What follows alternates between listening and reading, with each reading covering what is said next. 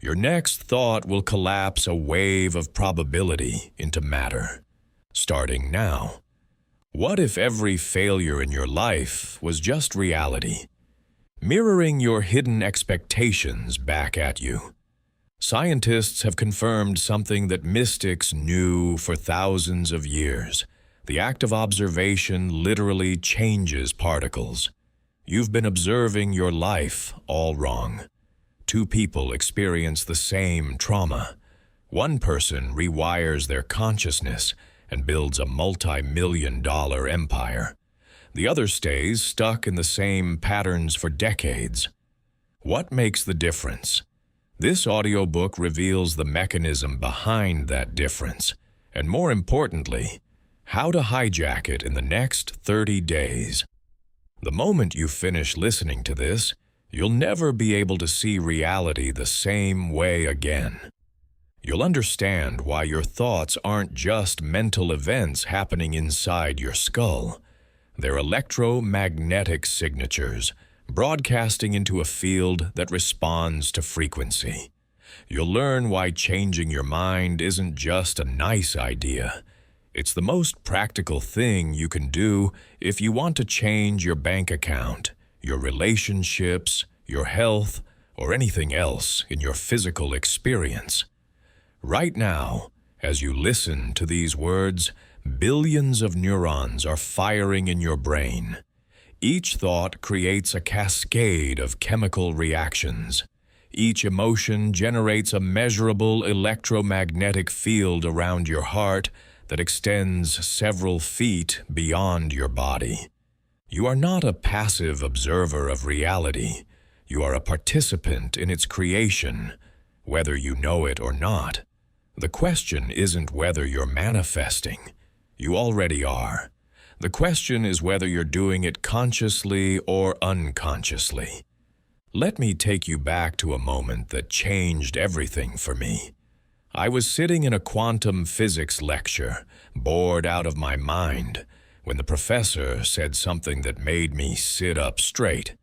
He was talking about the double-slit experiment, the one where electrons behave like particles when observed and like waves when they're not. He said observation collapses the wave function. Then he paused and added, almost as an afterthought, that nobody really knows what qualifies as observation. Is it the measuring device? Is it consciousness itself? We don't have the answer. That question haunted me for months. If consciousness can affect the behavior of subatomic particles in a laboratory, what else can it affect? I started digging into research that sits at the intersection of physics, neuroscience, and ancient spiritual traditions. What I found was astounding. There's a growing body of evidence suggesting that consciousness doesn't just observe reality, it participates in organizing it. The universe, at its most fundamental level, isn't made of solid matter. It's made of energy, frequency, and vibration.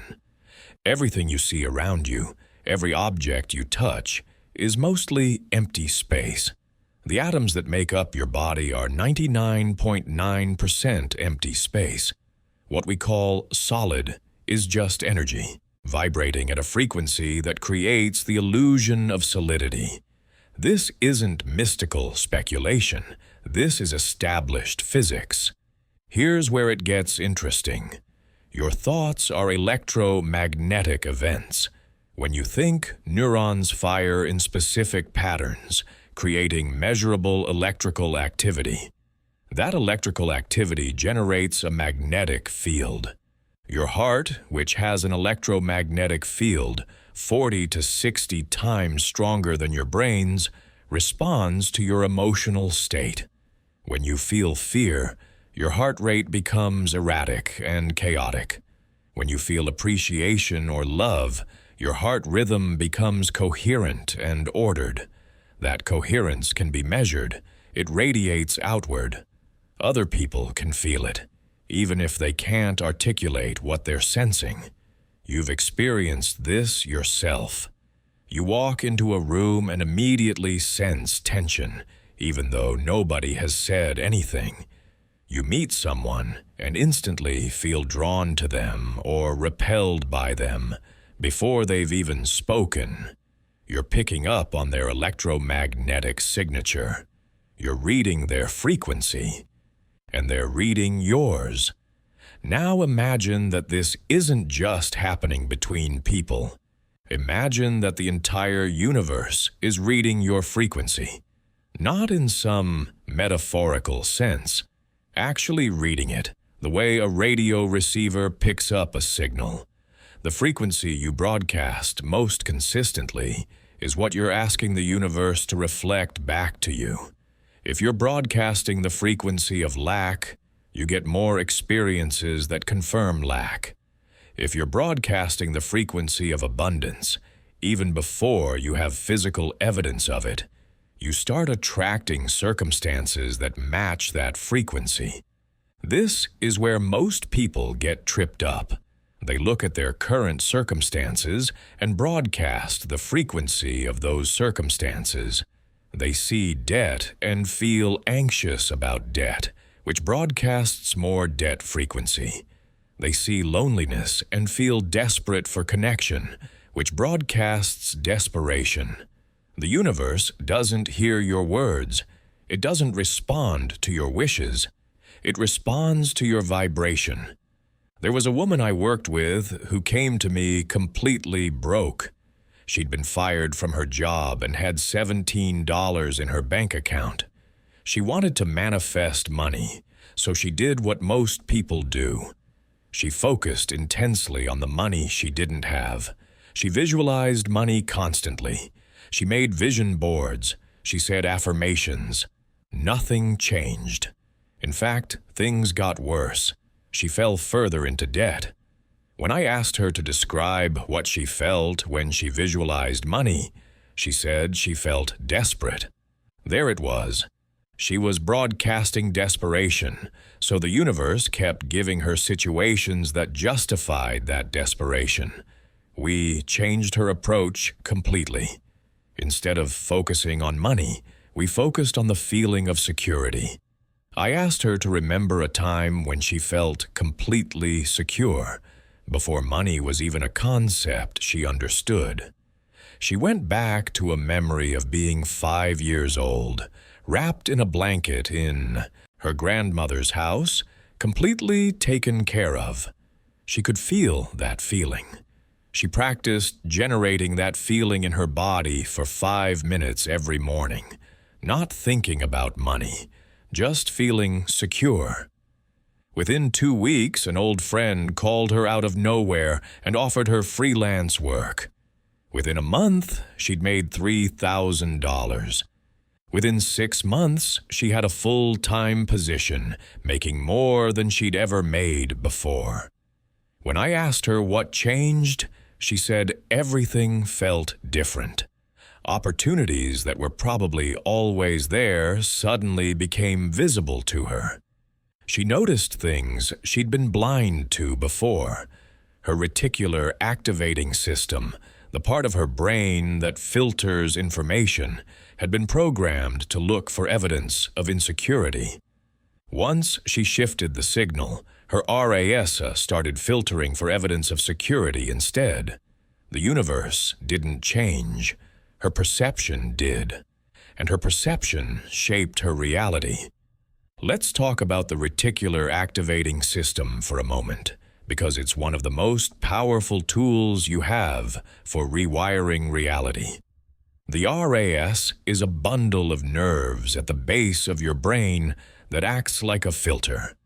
Every second, your senses take in about 11 million bits of information.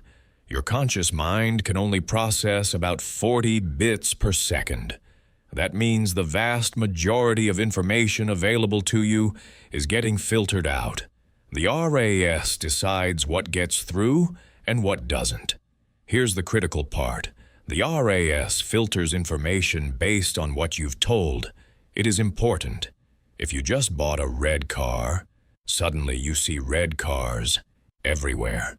The red cars were always there. You just weren't noticing them because your RAS didn't flag them as relevant. Once you decided red cars were important, your RAS started showing them to you. The same mechanism works with opportunities, ideas, and resources. If you believe opportunities are scarce, your RAS will filter out most of the opportunities around you. You won't even see them. If you believe you're the kind of person things work out for, your RAS will start showing you evidence of things working out. You'll notice the helpful person, the perfectly timed email, the lucky break. It's not that lucky breaks weren't happening before. It's that you weren't calibrated to see them.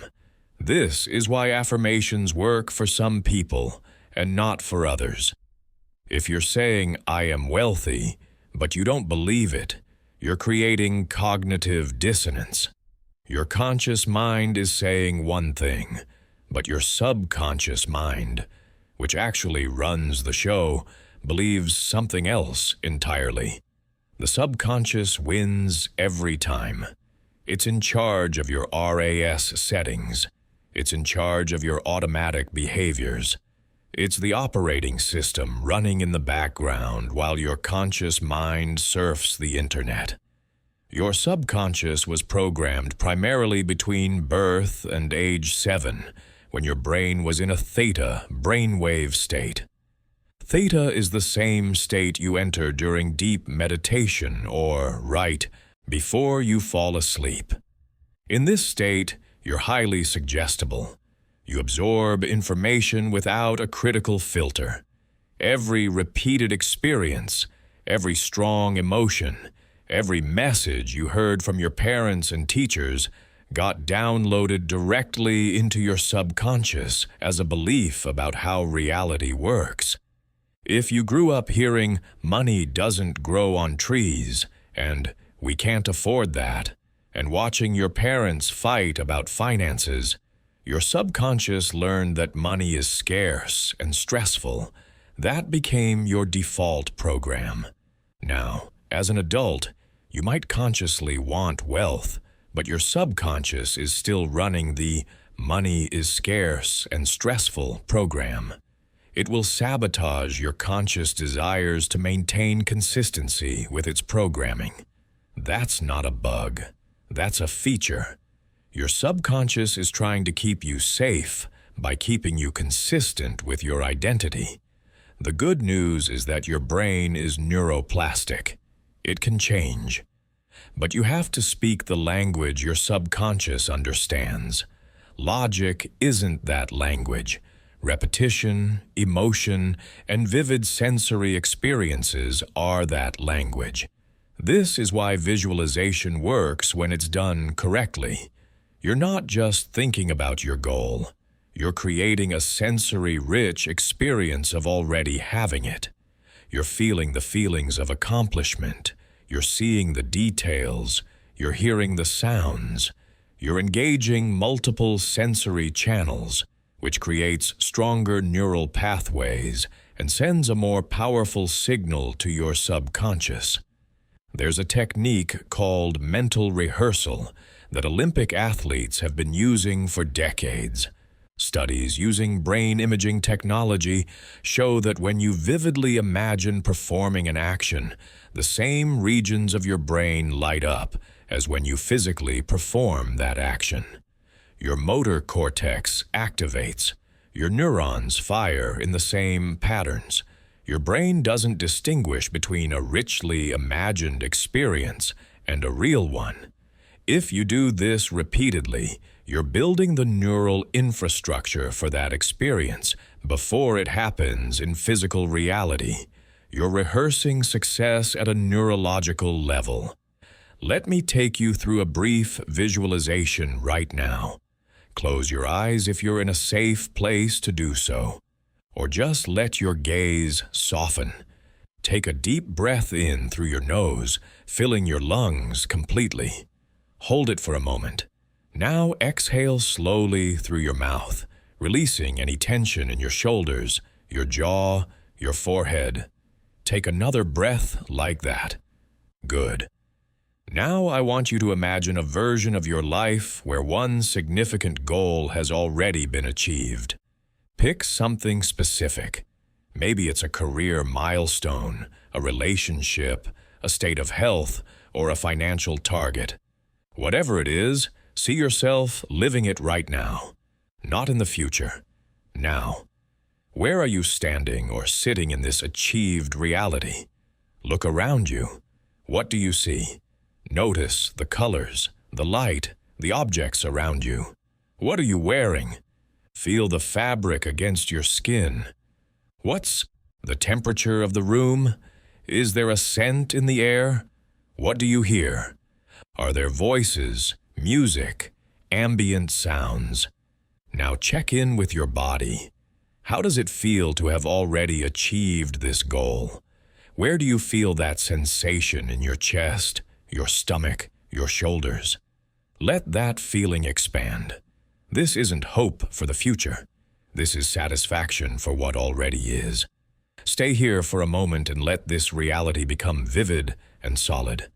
Notice one small detail you hadn't noticed before. Good. Take one more deep breath, bringing that feeling of accomplishment with you. And when you're ready, open your eyes. That feeling you just generated is the signal. That's what you're broadcasting. The more often you can access that frequency, the more you're programming your subconscious and your RAS to filter reality through the lens of that achieved goal. You're collapsing wave functions in your favor. Let's go deeper into the quantum mechanics of this. At the subatomic level, particles exist in a state called superposition. They're not in one place or another. They exist as a field of probability, a wave of potential. Only when a particle is observed does it collapse from a wave of potential into a specific location. This is the observer effect. It's been demonstrated thousands of times in laboratories around the world.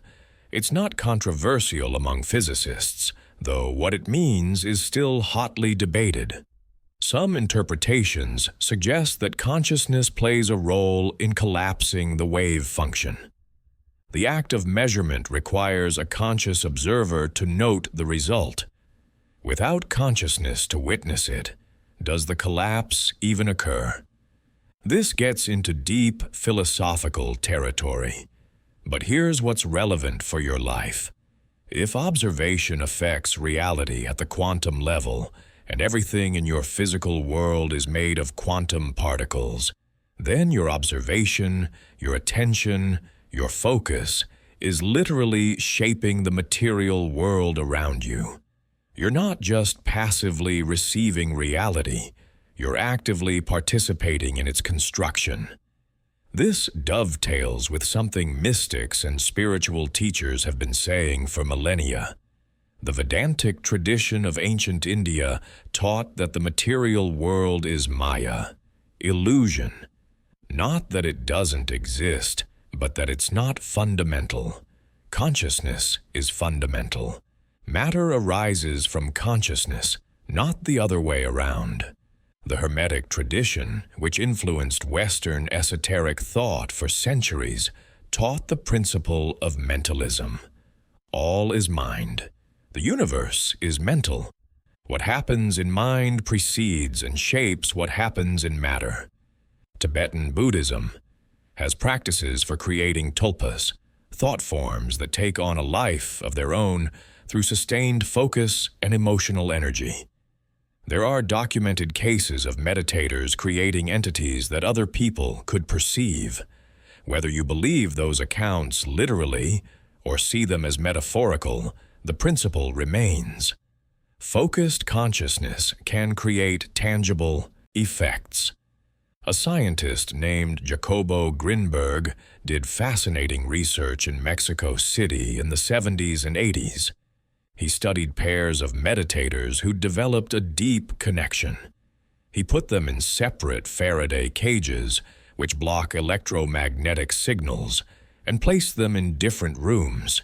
He then flashed a light in one meditator's eyes while monitoring both of their brains with EEG equipment. The meditator who saw the light showed the expected response in their visual cortex. But here's the remarkable part. The meditator in the other room, who saw no light and received no physical signal, showed a similar response in their brain at the exact same moment. The correlation was statistically significant. Somehow, information was being transferred between their consciousnesses without any conventional signal. Grinberg called this synergy, the organization of energy through consciousness. He believed consciousness was fundamental and that individual minds could interface through what he called the lattice, a kind of field connecting all consciousness. Before he could complete his research, Grinberg disappeared mysteriously in 1994 and has never been found. His work remains largely unknown outside of Mexico, but it points to something profound. Consciousness is not confined to your skull. It's not even confined to your body. It extends into a field, and that field can interact with other fields. There's a project called the Global Consciousness Project that's been running since 1998. Researchers placed random number generators in locations around the world. These devices produce completely random sequences of ones and zeros, like a coin flip. Statistically, over time, you'd expect 50% ones and 50% zeros. That's exactly what happens under normal conditions. But during major global events that capture collective attention and emotion, something strange occurs. The random number generators become less random. They start showing patterns. This happened during the 9/11 attacks, during the funeral of Princess Diana, during the 2004 tsunami. When billions of people are focused on the same event with intense emotion, it appears to create a measurable shift in randomness. Consciousness is affecting physical systems. You might be thinking, that's interesting, but what does it have to do with my daily life? Here's what. If consciousness can affect random number generators, if it can collapse quantum wave functions, if it can transfer information between brains, then your consciousness is affecting your daily experience in ways you've never considered. Every assumption you make about yourself and the world is an act of measurement.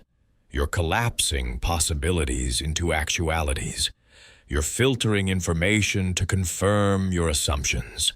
You're broadcasting a frequency and attracting matching circumstances. The mechanism is always running. Right now. The question is whether you're running it consciously or letting it run on autopilot based on programming installed decades ago. Most people are on autopilot. They inherited beliefs from their parents, absorbed limiting ideas from their culture, and never questioned whether those beliefs are true or useful. They wake up thinking the same thoughts they thought yesterday. They generate the same emotions. They take the same actions. They get the same results.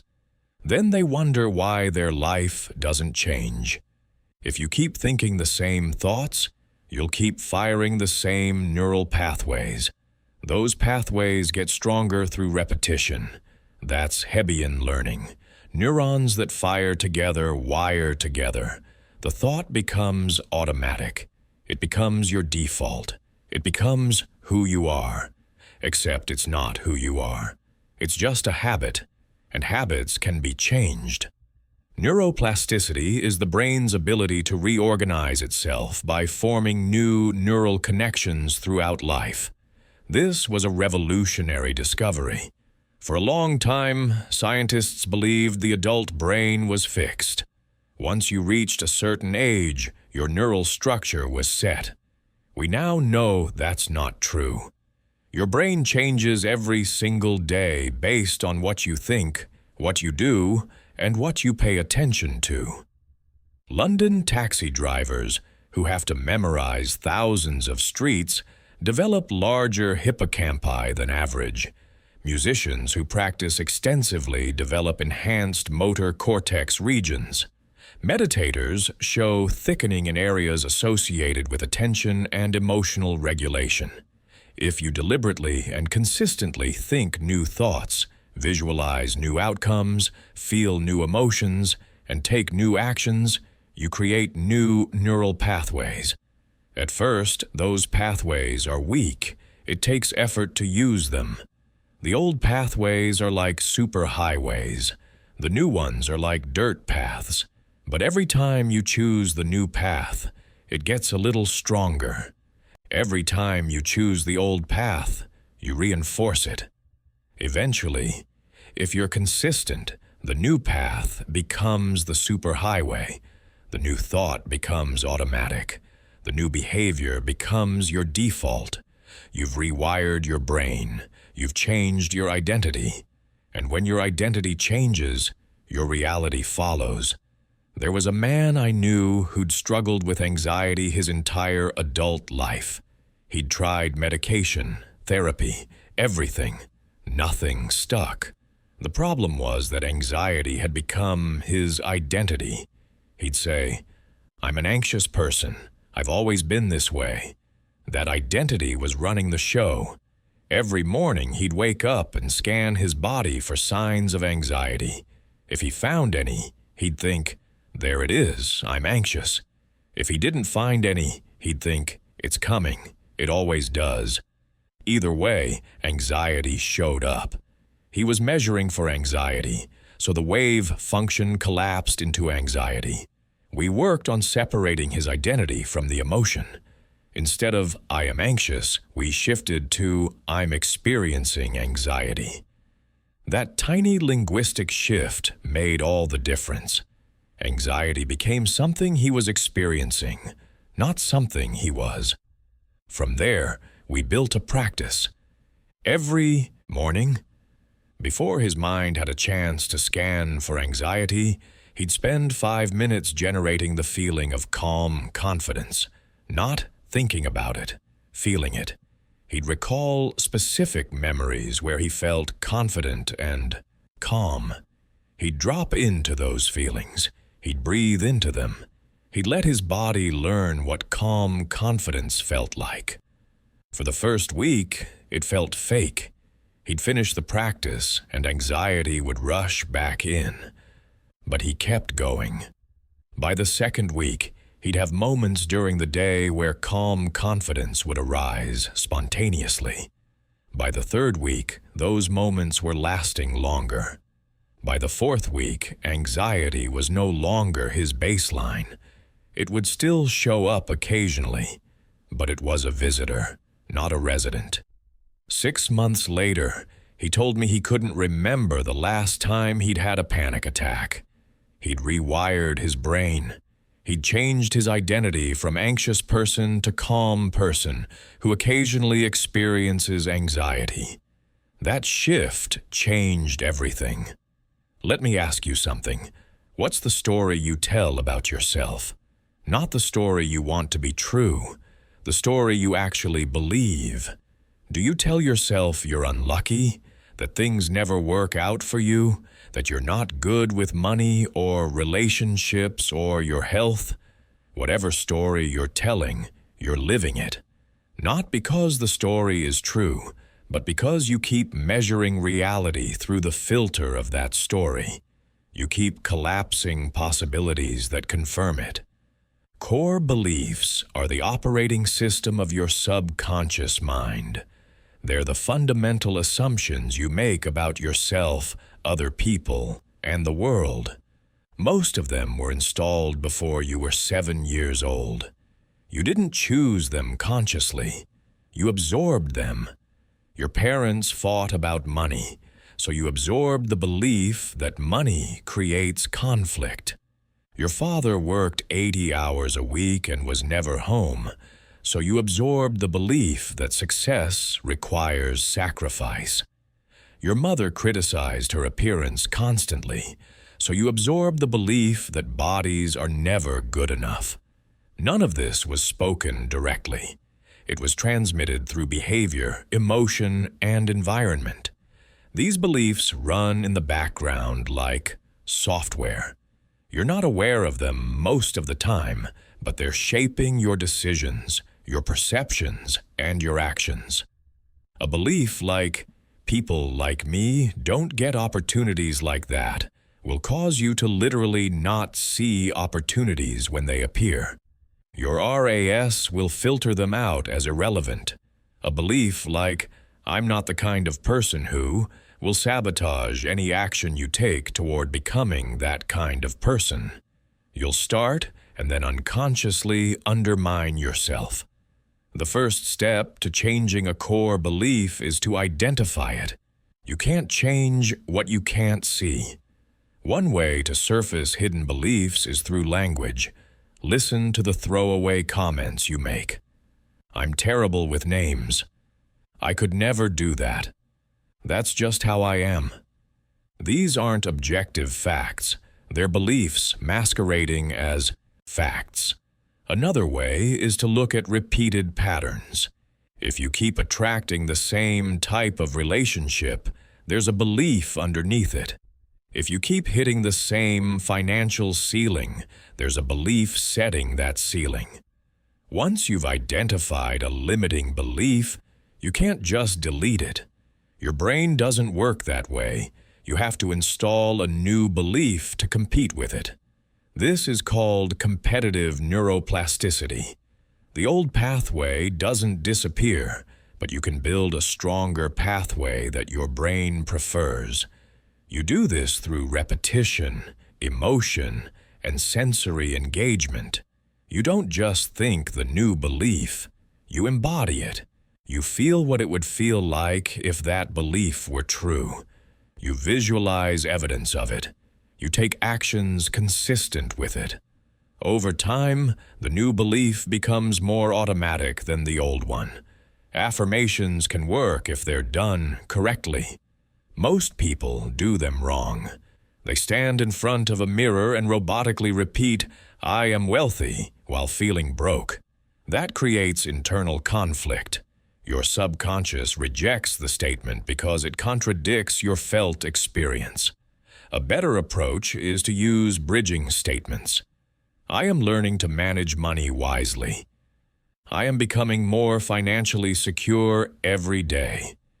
"I am open to receiving wealth in unexpected ways." These statements are believable. They don't trigger resistance.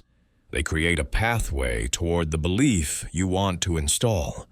Another powerful technique is affirmations, a term coined by Noah St. John. Instead of making a statement, you ask a question. Why am I so good at attracting opportunities? Your brain loves questions. It immediately starts searching for answers. If you ask, "Why am I so good at attracting opportunities?" your RAS will start noticing evidence that you are good at attracting opportunities, even small evidence. Over time, that evidence accumulates, and the belief becomes solid. Let's talk about emotion, because this is where most people focusing on manifestation go wrong. They think the goal is to feel positive all the time. They try to bypass negative emotions with forced positivity. That doesn't work. Suppressed emotions don't disappear. They go underground and run your life from the shadows. Negative emotions are information. They're messengers. If you're feeling fear, that fear is pointing to something. Maybe it's pointing to a real threat. Maybe it's pointing to an old wound that needs healing. Maybe it's pointing to misalignment between your actions and your values. You can't manifest from a place of suppression. You can only manifest from a place of integration. Integration means feeling your emotions fully, without judgment, and then asking what they're here to teach you. It means acknowledging that you feel angry or sad or scared, and that it's okay to feel those things. You don't have to stay in those emotions, but you have to move through them, not around them. The way out is through. Once you've felt the emotion and received its message, you can shift to a higher frequency. But if you skip the feeling part, the emotion stays stuck in your body and creates energetic blockages. The Heart Math Institute has done extensive research on the electromagnetic field generated by the heart. They've found that the heart's field changes based on emotional state. When you feel stress, frustration, or fear, your heart rhythm becomes erratic and chaotic. This is called incoherence. When you feel appreciation, gratitude, or love, your heart rhythm becomes smooth and ordered. This is coherence. Coherence isn't just a nice feeling.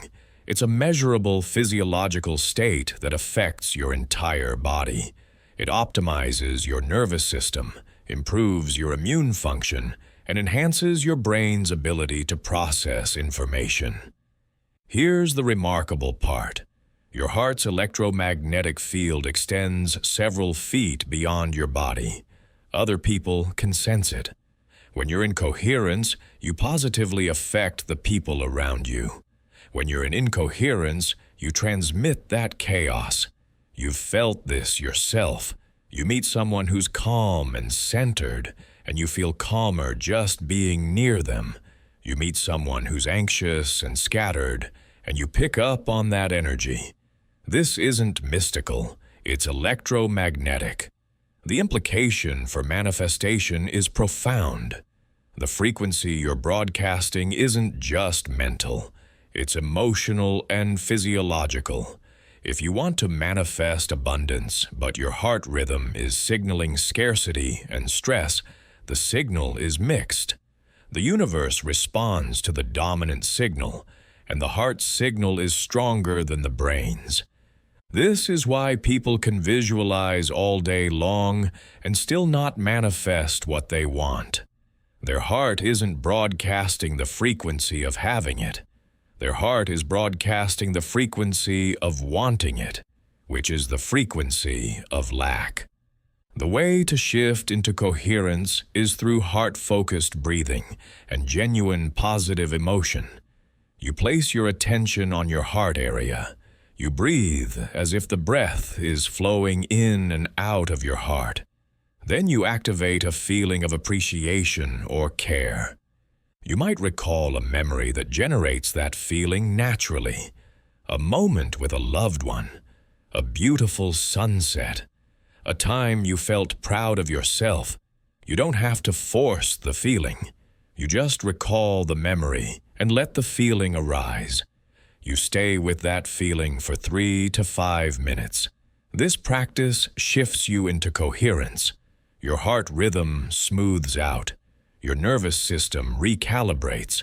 You start broadcasting a different frequency. Let's look at what happens when you broadcast coherence consistently. Your RAS, your reticular activating system, starts filtering reality through the lens of that frequency. You notice things you didn't notice before. You become aware of opportunities that were always there but were invisible to you. People respond to you differently because they're picking up on your energy. You feel more creative, more resourceful, more confident. Those internal shifts lead to different actions. Those different actions lead to different results. From the outside, it looks like luck. From the inside, you know you changed the signal. There's a concept in psychology called confirmation bias. It means you see what you're looking for. If you believe the world is a dangerous place, you'll notice every crime report and every threatening gesture. If you believe the world is abundant and supportive, you'll notice every kindness and every opportunity. Both sets of evidence exist. You're just filtering for one set or the other. Your beliefs determine your filters. Your filters determine your perception. Your perception determines your response. Your response determines your results. The same mechanism applies to synchronicity. Synchronicity is Carl Jung's term for meaningful coincidences, events that are connected not by cause and effect, but by meaning. You think of someone, and they call. You need information, and a book falls off the shelf with exactly what you need. You're wrestling with a decision, and a stranger says something that provides perfect clarity. Skeptics dismiss these as random coincidences, but Jung proposed they're evidence of a deeper order, and a causal connecting principle woven into the fabric of reality. Whether you accept Jung's interpretation or not, synchronicities increase when you're in alignment. When your conscious desires match your subconscious beliefs and your emotional frequency, you start noticing more meaningful coincidences. Some people interpret this as the universe communicating with you. Others interpret it as your heightened awareness noticing connections that were always there. Either way, paying attention to synchronicity accelerates manifestation. It gives you feedback. It shows you where you're aligned and where you're not. I worked with an entrepreneur who was trying to launch a new business. She had the plan, the resources, the skills, but nothing was flowing. Every step felt like pushing a boulder uphill. She kept hitting obstacles. Funding fell through. Partners backed out. Technology failed. She was getting frustrated and starting to doubt herself.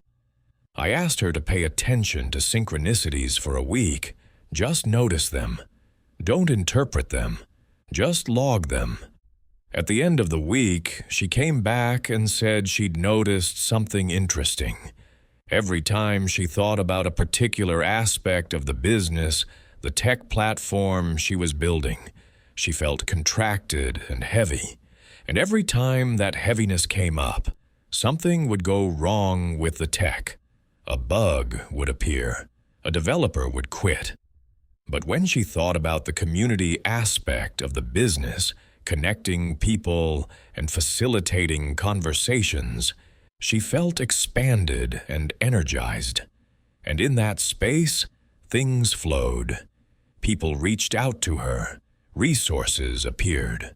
Conversations led to opportunities. The synchronicities were showing her that she was trying to build the wrong thing. The business model she'd planned was too tech-heavy. It wasn't aligned with her gifts or her excitement. She pivoted. She stripped out the complex technology and focused on building community through simple tools.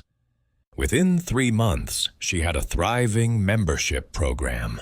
Within a year, she'd exceeded her original revenue projections.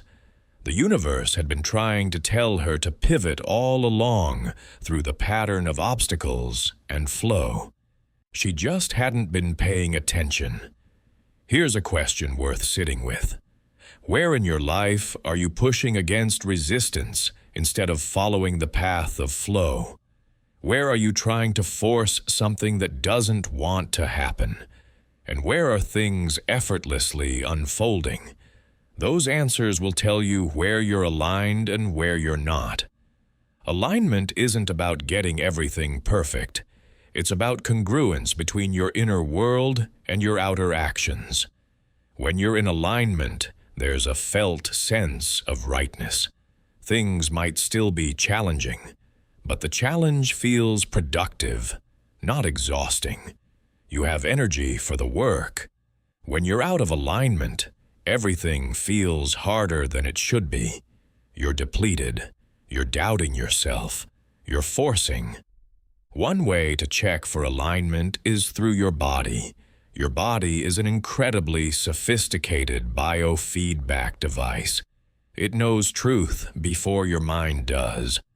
When you think about a decision and your body expands, opens, feels warmth or lightness, that's a yes signal.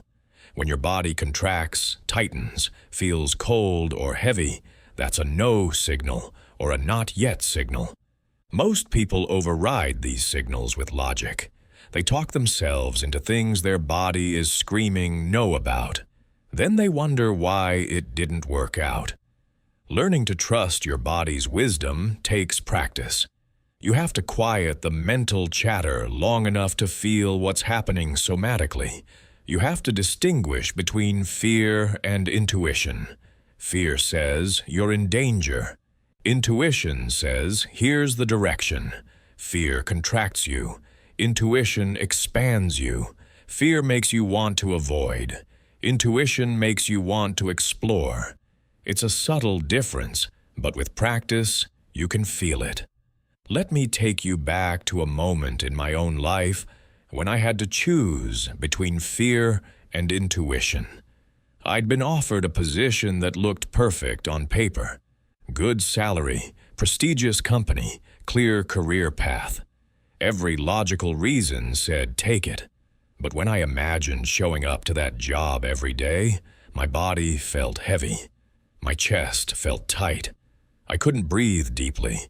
I kept dismissing it as nerves or imposter syndrome. But the feeling wouldn't go away. At the same time, I had an idea for a project that made no logical sense. It had no clear revenue model. It would require me to leave stability and figure things out as I went. But when I thought about that project, I felt alive. My body opened. I could breathe. Energy moved through me. I felt scared, yes, but excited. Scared, not dread scared. There was a quality of expansion underneath the fear. I turned down the safe job and pursued the uncertain project. It was one of the hardest decisions I've made. For months, I questioned it. I had moments of panic, but I kept coming back to that feeling of aliveness. I kept following the thread of what expanded me. The project evolved in ways I never could have planned. It led to opportunities I never could have imagined. 3 years later, I could look back and see that every time I chose expansion over contraction, even when it was terrifying, it led somewhere I needed to go. I'm not saying you should make reckless decisions or ignore practical concerns. I'm saying your body knows things your mind doesn't. Your intuition has access to information your rational mind can't process. Learning to listen to that inner guidance system is essential if you want to manifest a life that's truly aligned with who you are. Now let's talk about something most manifestation teachings ignore: resistance, self-sabotage, the upper limit problem. You're moving toward a goal. You're doing the practices. Things are starting to shift. And then, out of nowhere, you blow it up. You pick a fight with your partner. You miss an important deadline. You spend money you were supposed to save. You get sick right before the big opportunity. What happened? Gay Hendricks calls this the upper limit problem. You have an internal thermostat for how much success, love, happiness, or abundance you believe you're allowed to have. When you start to exceed that limit, your subconscious panics and creates a crisis to bring you back to the familiar level. It's not trying to hurt you, it's trying to keep you safe. Safety to your subconscious means predictable. Even if predictable is painful, at least it's known. Your subconscious also has a vested interest in maintaining your identity. If you've built an identity around being the struggling artist, or the person who's always unlucky, or the one everyone can depend on to sacrifice themselves, then success threatens that identity. If you succeed, who will you be? Your subconscious doesn't know, and it fears the unknown more than it desires growth. So it sabotages. It creates situations that confirm the old identity. There's also something called secondary gain. That's the hidden payoff you get from staying stuck. Maybe your financial struggle gets you sympathy and help from family. Maybe your chronic illness allows you to avoid responsibilities you don't want. Maybe your relationship drama keeps you from having to face deeper fears about intimacy. These payoffs are usually unconscious. You're not aware you're getting them, but they're there, and they're powerful. The way through this is shadow work. Shadow work is the practice of bringing unconscious material into consciousness. It's looking at the parts of yourself you've disowned or denied, the impulses you've labeled as bad, the needs you've learned to be ashamed of, the anger you were told wasn't acceptable. All of that goes into the shadow, the basement of your psyche. But it doesn't disappear. It runs your life from down there, outside your awareness. Carl Jung said, "Until you make the unconscious conscious, it will direct your life and you will call it fate." That's exactly what happens. You keep repeating the same patterns and wondering why. The pattern is being driven by unconscious beliefs, unintegrated emotions, and disowned parts of self. You can't change what you can't see. You have to bring it into the light. One way to identify shadow material is to notice your triggers. What makes you disproportionately angry or defensive? That's usually pointing to something in the shadow. If someone calls you selfish and you have a huge reaction, there's a part of you that fears you are selfish, or a part of you that wants to be selfish but believes it's not allowed. The trigger is showing you where work needs to be done. Another way is to notice what you judge harshly in others. We tend to reject in others what we've rejected in ourselves. Integrating the shadow doesn't mean acting on every impulse. It means acknowledging that the impulse exists, giving it space, listening to what it needs. Often the shadow just wants to be seen. It wants to know it's not bad or wrong. Once you've made space for it, it often relaxes. The compulsive quality dissolves. You can make conscious choices instead of being driven by unconscious forces. There was a man who came to me with a pattern of self-sabotage around money. Every time he'd start making good money, something would happen. He'd make a bad investment. He'd loan money to someone who didn't pay him back. He'd suddenly decide he needed an expensive thing he didn't actually need. We started exploring his history with money. It turned out his father had been wealthy and emotionally absent. As a child, he'd unconsciously equated money with abandonment. Wealthy people were selfish and distant. He didn't want to be like his father. So every time he started accumulating wealth, his subconscious would trigger the sabotage to keep him from becoming that person he feared becoming. Once we brought that belief into consciousness, we could work with it. We separated the idea that money equals selfishness. We found examples of generous, wealthy people. We worked on healing his relationship with his father. We created a new narrative where wealth could be a tool for connection and contribution. The self-sabotage stopped. He was able to hold on to the money he earned because he wasn't unconsciously afraid of what it would make him. This is deep work. It's not sexy. It's not the vision board and positive thinking most manifestation content focuses on. But it's essential. If you don't deal with the shadow, it will deal with you. It will sabotage every goal that threatens your unconscious programming. You can have all the tools and techniques in the world, but if your subconscious doesn't believe you're allowed to have what you want, you won't keep it. Now let's shift into something more expansive. The holographic principle. This is the idea that reality is organized like a hologram. In a hologram, every piece contains information about the whole.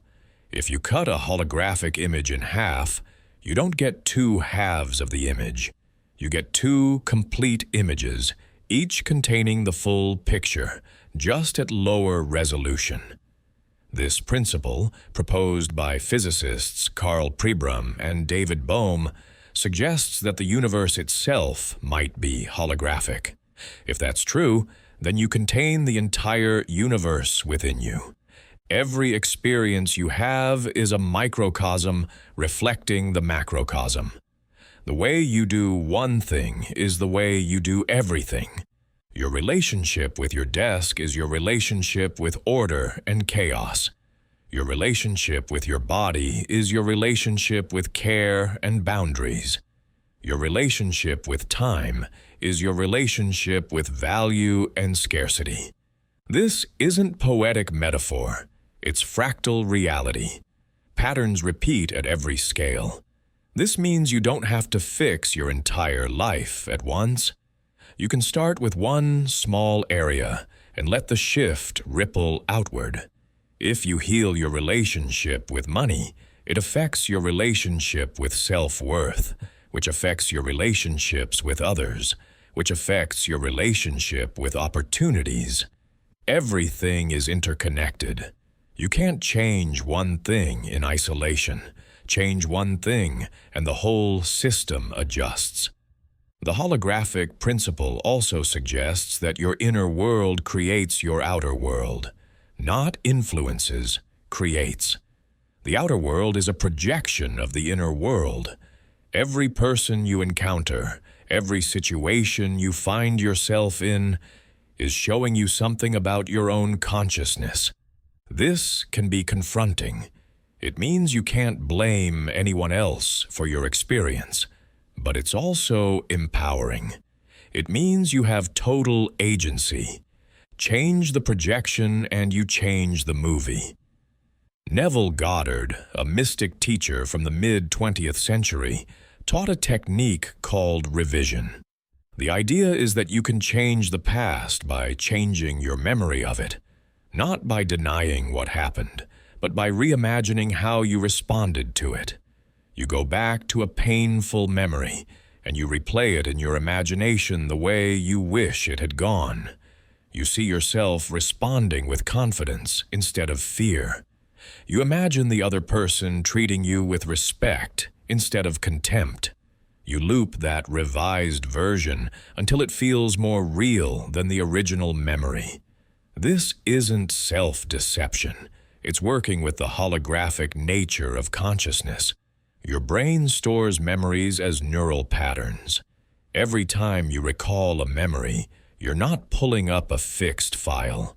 You're reconstructing it. And every time you reconstruct it, you have the opportunity to change it. This is the basis of memory reconsolidation therapy, a cutting-edge therapeutic approach. When you bring a memory into consciousness, it becomes malleable.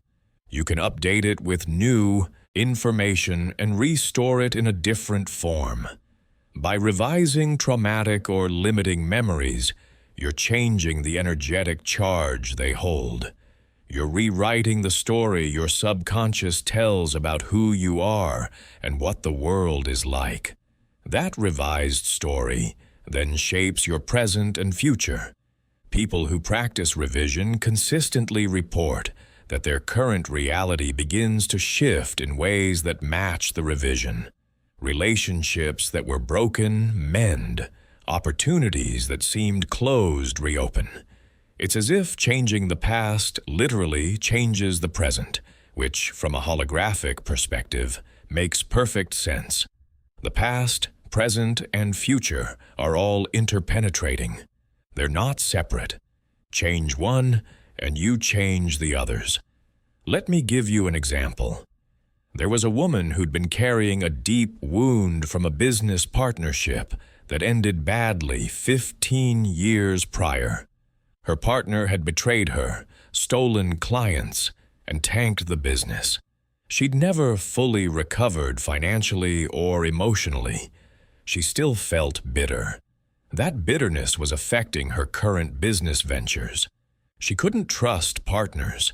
She couldn't delegate. She was trying to control everything, which was exhausting her and limiting her growth. We used the revision technique. She went back to that moment of betrayal in her imagination. Instead of seeing herself as the victim, she imagined herself calmly confronting her partner, setting clear boundaries, and walking away with her dignity intact. She imagined dissolving the partnership on her terms. She imagined feeling proud of herself for handling it with integrity. She looped that revised memory every night for 2 weeks. It felt awkward at first, but she stayed with it. After 2 weeks, she noticed something strange. She felt differently about the whole situation. The bitterness was gone. She felt neutral. A few weeks later, she ran into her old partner at an event. Instead of the usual rage and avoidance, she felt calm.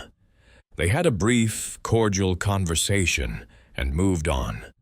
A month after that, an opportunity to partner on a new project came her way.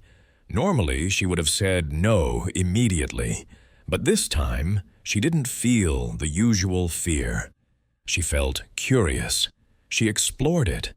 It turned out to be an excellent partnership that tripled her revenue within a year. What changed? Her past changed. Not the facts of what happened, but the meaning she'd assigned to it and the emotional charge it carried. That change in the past freed up her present. She was no longer operating from a 15-year-old wound. She was operating from a place of wholeness and possibility. You can apply this technique to any memory that still has an emotional charge. Maybe it's a moment of humiliation, rejection, failure, or loss. You don't deny that it happened. You revise your response to it. You imagine yourself handling it the way you would handle it now, with all the wisdom and strength you've gained. You imagine the outcome you wish had occurred. You feel the feelings of that revised outcome. You're not changing history. You're changing your relationship to history. And that changes everything. Let's move into the realm of attention. Attention is the most valuable resource you have. It's more valuable than time or money. Where you place your attention determines what you create. Attention is the mechanism through which consciousness organizes matter. What you focus on grows. Not because of magic, but because of neural Darwinism. The neural pathways you use strengthen. The ones you don't use atrophy. If you constantly focus on problems, your brain gets better at finding problems. If you constantly focus on solutions, your brain gets better at finding solutions. The challenge is that the modern world is designed to hijack your attention. Social media platforms use variable ratio reinforcement schedules, the same mechanism that makes slot machines addictive, to keep you scrolling. News media uses fear and outrage to capture your attention. Advertising uses sexual and status triggers to divert your attention. If you're not deliberate about where you place your attention, it will be stolen from you. And if your attention is fragmented, your manifestation will be fragmented. There's a concept called continuous partial attention, coined by Linda Stone. It describes the modern state of constantly scanning the environment for stimuli while never fully focusing on anything. You're checking your phone while having a conversation. You're scrolling social media while watching TV. You're thinking about work while playing with your kids. You're nowhere fully. This creates a state of chronic low-level stress and prevents you from entering flow states, which are essential for creativity and manifestation. Flow is a state of complete absorption in an activity. Time distorts. Self-consciousness disappears. You're fully present. Action and awareness merge. Mihaly Csikszentmihalyi, The psychologist who studied flow extensively found that people report flow as the most satisfying experiences of their lives. Flow is also the state where you're most creative, most productive, and most in alignment with your purpose. It's a state of effortless manifestation because you're not trying, you're being. To enter flow, you need several conditions. Clear goals so you know what you're trying to achieve. Immediate feedback so you know if you're on track. A balance between challenge and skill, where the task is hard enough to engage you, but not so hard that you're overwhelmed. And you need uninterrupted attention. You can't enter flow in 5-minute bursts between distractions. You need sustained focus. This is why deep work, a term coined by Cal Newport, is so powerful. Deep work is the practice of blocking off significant chunks of time for focused, distraction-free work on cognitively demanding tasks. No phone, no email, no interruptions, just you and the work.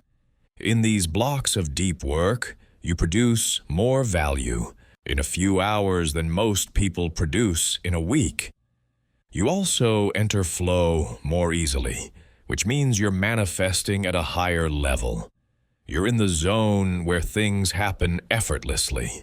If you want to manifest something significant, you need to carve out time for deep focus on that goal. Not scattered attention, not multitasking. Deep, sustained focus. This is where visualization comes in. Visualization isn't just daydreaming. It's deep work applied to your inner world. You're focusing all your attention on the sensory reality of your desired outcome. You're engaging your imagination, your emotions, your body. You're creating neural patterns. You're sending a clear signal. That level of focus requires uninterrupted time and a calm nervous system. Most people's attention is so fragmented, they can't hold a visualization for more than 30 seconds before their mind wanders. This is why meditation is foundational. Meditation is attention training. You practice holding your focus on a single object, your breath, a mantra, a candle flame. When your mind wanders, and it will, you notice and bring it back. That's the practice. Notice and return. Notice and return.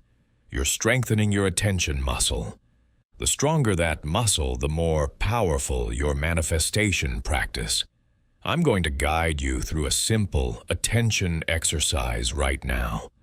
Find something in your environment to focus on. It could be a spot on the wall, a plant, your hand, anything. Fix your gaze on it. Now, bring all of your attention to that object. Notice its color, its shape, its texture. If you're looking at your hand, notice the lines, the shading, the tiny hairs. Keep your attention there. When you notice your mind wandering to thoughts about the past or future, gently bring your attention back to the object. Don't judge the wandering. Just notice and return. Do this for 60 seconds. Starting now. Good. How did that feel? If it felt difficult, that's normal. Your attention has been trained to jump around. The good news is you can retrain it. Practice that exercise for 2 minutes every day, then increase to 5 minutes, then 10. As your attention strengthens, you'll notice benefits in every area of your life. You'll be more present in conversations. You'll be more productive at work. You'll enjoy your experiences more fully. And your ability to visualize and manifest will dramatically improve. Attention is also the currency you're spending when you scroll social media, watch the news, or engage in gossip. Every minute you spend consuming content that makes you feel anxious, envious, or inadequate is a minute you're not spending on creating the life you want. I'm not saying never relax or consume media. I'm saying be intentional. Choose what you consume. Set boundaries. Don't let the algorithm decide where your attention goes. There's a practice called a digital detox, where you intentionally unplug from technology for a set period. A day, a weekend, a week. During that time, you reclaim your attention. You notice how much of your mental space was being occupied by digital noise. You remember what it feels like to be bored, which is when creativity emerges. You reconnect with yourself. People who do regular digital detoxes report feeling more creative, more grounded, and more in control of their lives. They also report more synchronicities because they're present enough to notice them.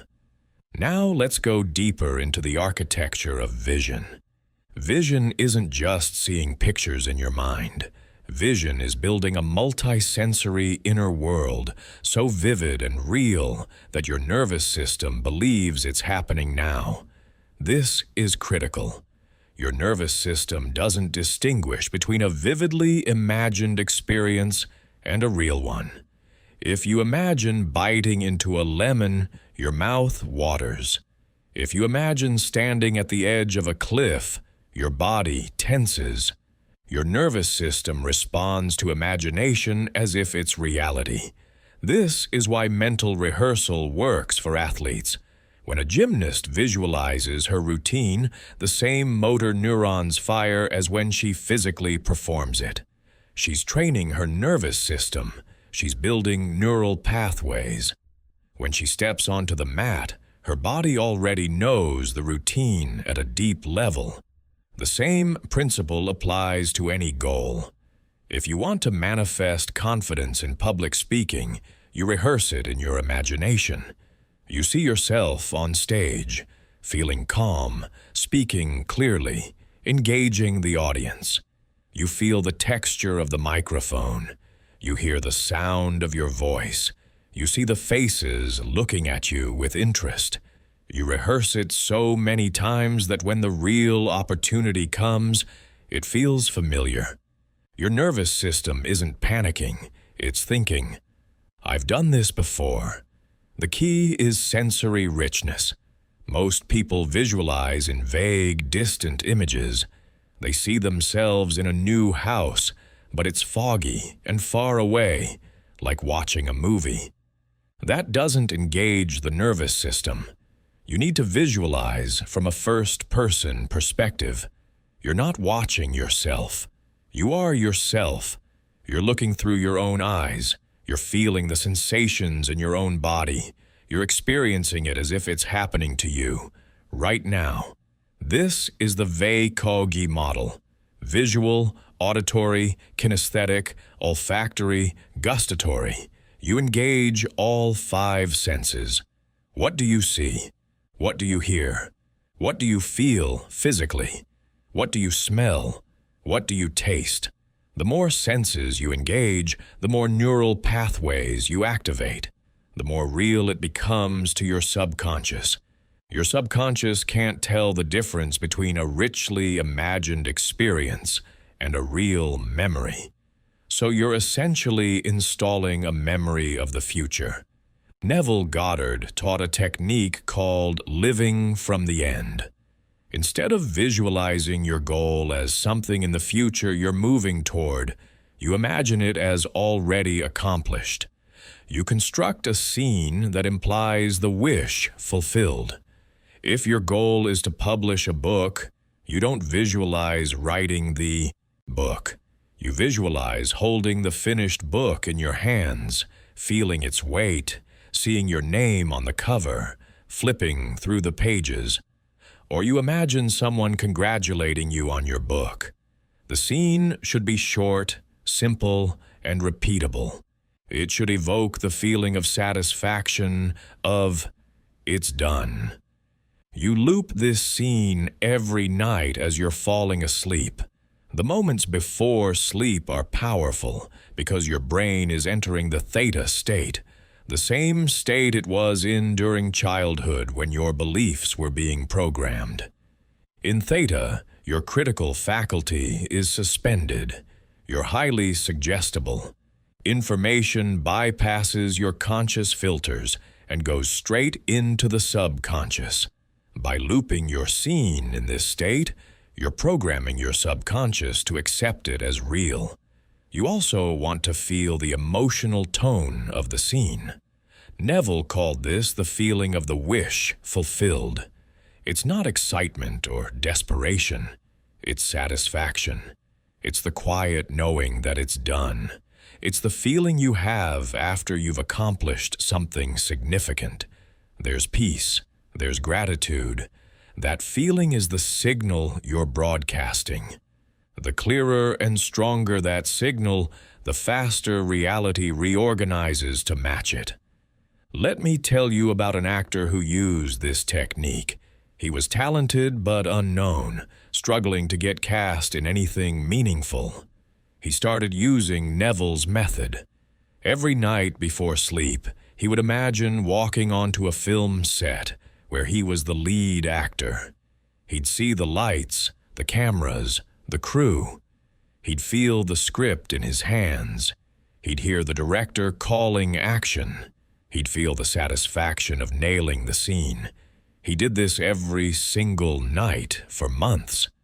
During the day, he kept taking acting classes, going to auditions, doing the practical work. But every night, he lived from the end. One day, he got a call for an audition he almost didn't go to. It was a small, independent film, not the big break he was visualizing.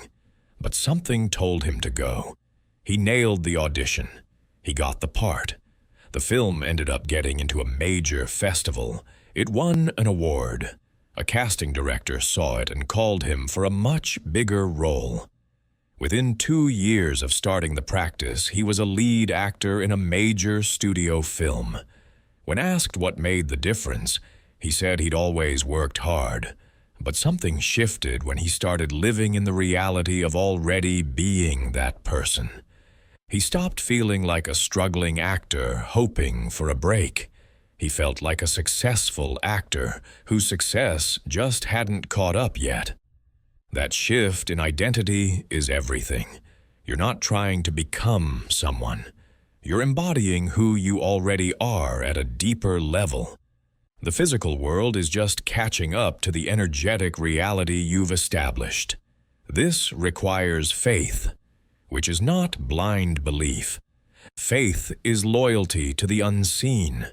It's the willingness to keep living from the end, even when the physical evidence hasn't shifted yet. Most people give up at this stage. They practice for a week or a month, see no results, and quit.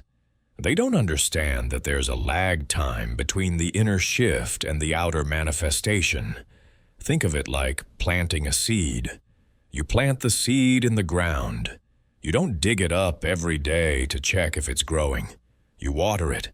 You give it sunlight. You trust the process. Weeks pass with no visible growth. Then one day, a sprout breaks through the soil. Did the growth happen overnight? No. It was happening underground the whole time. You just couldn't see it. Manifestation works the same way.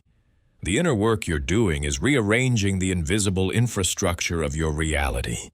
The visible changes come later, sometimes suddenly, after a period of seeming stagnation. This is where people get frustrated. They're doing everything right and nothing's happening.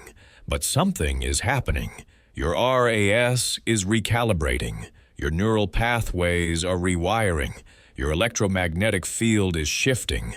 The universe is rearranging circumstances behind the scenes. You can't see it yet, but it's in motion. Your job is to stay loyal to the vision. Keep feeling the feeling. Keep living from the end. Don't let current circumstances dictate your internal state. This brings us to inspired action. Manifestation isn't just visualizing and waiting. It's visualizing and then following the impulses that arise. These impulses will often seem random or illogical. You'll feel nudged to email someone, to take a different route home, to attend an event you weren't planning to attend. These nudges are the universe orchestrating synchronicities. Your job is to act on them quickly, before your rational mind talks you out of it. There's a 20-second rule, popularized by Sean Acor. If you have an impulse to do something aligned with your goals, act on it within 20 seconds. After 20 seconds, resistance kicks in. Your brain starts coming up with reasons why it's not a good idea. But if you act immediately, you bypass the resistance. You ride the wave of inspiration. This is how opportunities manifest, not through forcing, but through following flow. The balance between action and surrender is delicate. You need to take action, but not from a place of anxiety or force. You need to surrender, but not into passivity. The sweet spot is inspired action. You take action when it feels expansive, when there's energy behind it. You rest when effort feels contracting. You trust that the path will reveal itself as you walk it. You don't need the whole map. You just need to see the next step. Wu Wei, a Taoist concept, translates to effortless action. It's not inaction. It's action that flows with the natural order rather than against it. It's the difference between swimming upstream and swimming with the current. Both involve swimming, but one is exhausting and the other is energizing. When you're in Wu Wei, things happen through you, not because of you. You become a conduit for the creative force of the universe. This requires getting out of your own way. Most people's biggest obstacle is themselves. They overthink, they doubt, they analyze. They need to figure out how before they take the first step. But the how isn't your job. Your job is the what and the why. You define what you want and why you want it. The universe handles the how. When you try to control the how, you limit the possibilities. You box yourself into the solutions you can imagine, but the universe has access to infinite pathways you can't conceive of. Let it surprise you. Now let's talk about energetic hygiene. You are a tuning fork. You vibrate at a certain frequency. That frequency is influenced by everything around you. The people you spend time with, the media you consume, the environments you inhabit, the food you eat, the thoughts you think. All of it affects your frequency. If you want to maintain a high, coherent frequency, conducive to manifestation, you need to be deliberate about what you expose yourself to. This isn't about being precious or avoiding the world. It's about being strategic. You wouldn't eat junk food every day and expect to feel healthy. The same applies to your energetic diet. If you're consuming news designed to trigger fear and outrage, if you're spending time with people who complain constantly, if you're scrolling social media comparing yourself to everyone else, you're polluting your field. That pollution lowers your frequency. It makes manifestation harder because you're broadcasting static instead of a clear signal. Empaths and highly sensitive people are particularly vulnerable to energetic contamination. They absorb the emotions and energy of others like sponges. If you're an empath, you need strong boundaries. You need practices to clear what you've picked up that isn't yours. One simple practice is grounding. Stand barefoot on the earth. Visualize roots growing from your feet deep into the ground. Imagine releasing any energy that isn't yours down into the earth to be composted. Draw up stable, grounding energy from the earth to fill the space. Another practice is cutting cords. Throughout the day, you form energetic connections with people and situations. Some of these connections are healthy. Some are draining. If you find yourself obsessively thinking about someone or something, there's probably a cord. To cut it, visualize a cord of light connecting you to that person or situation. Thank the connection for what it taught you. Then use imaginary scissors to cut the cord. Visualize your end of the cord sealing with golden light. State, out loud or silently, "I release you with love and reclaim my energy." You may need to do this multiple times for persistent connections. Salt baths are another powerful tool. Salt is a purifier. It draws out toxins and stuck energy. Fill a bath with warm water and add 2 cups of Epsom salt or sea salt. Soak for 20 minutes. As you soak, imagine any stress, anxiety, or energy that isn't yours dissolving into the water. When you drain the bath, visualize it all going down the drain. This is especially helpful after difficult interactions or when you feel energetically clogged. Movement is essential for circulating energy. Stagnant energy leads to stagnant manifestation. Your body is designed to move. When you move, energy moves. It doesn't have to be intense exercise. Walking, yoga, dancing, qigong, stretching, all of these circulate qi. They release stuck emotions stored in your tissues. They shift your state. If you're feeling blocked or heavy, move your body. You'll be amazed at how quickly your mood and energy shift. Music and sound are also powerful tools. Different frequencies affect your brain and your field. Binaural beats can entrain your brain waves to specific states. If you want to relax, listen to beats that induce alpha or theta waves. If you want to focus, listen to beats that induce beta or gamma waves. There's also the Schumann resonance, 7.83 Hertz, which is the electromagnetic frequency of the Earth. Listening to music tuned to this frequency can help you feel more grounded and aligned. Nature is perhaps the most powerful tool for recalibrating your energy. The Earth has a negative charge. Your body, especially when inflamed or stressed, builds up positive charge. When you walk barefoot on the Earth, electrons transfer from the ground into your body, neutralizing the positive charge. This is called grounding or earthing. It reduces inflammation, improves sleep, and calms the nervous system. Even just being in nature, among trees and water, shifts your field.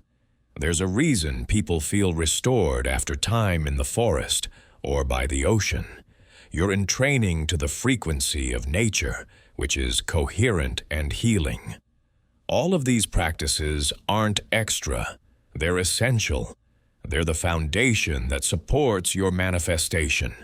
If your energy is scattered, depleted, or contaminated, your signal is weak.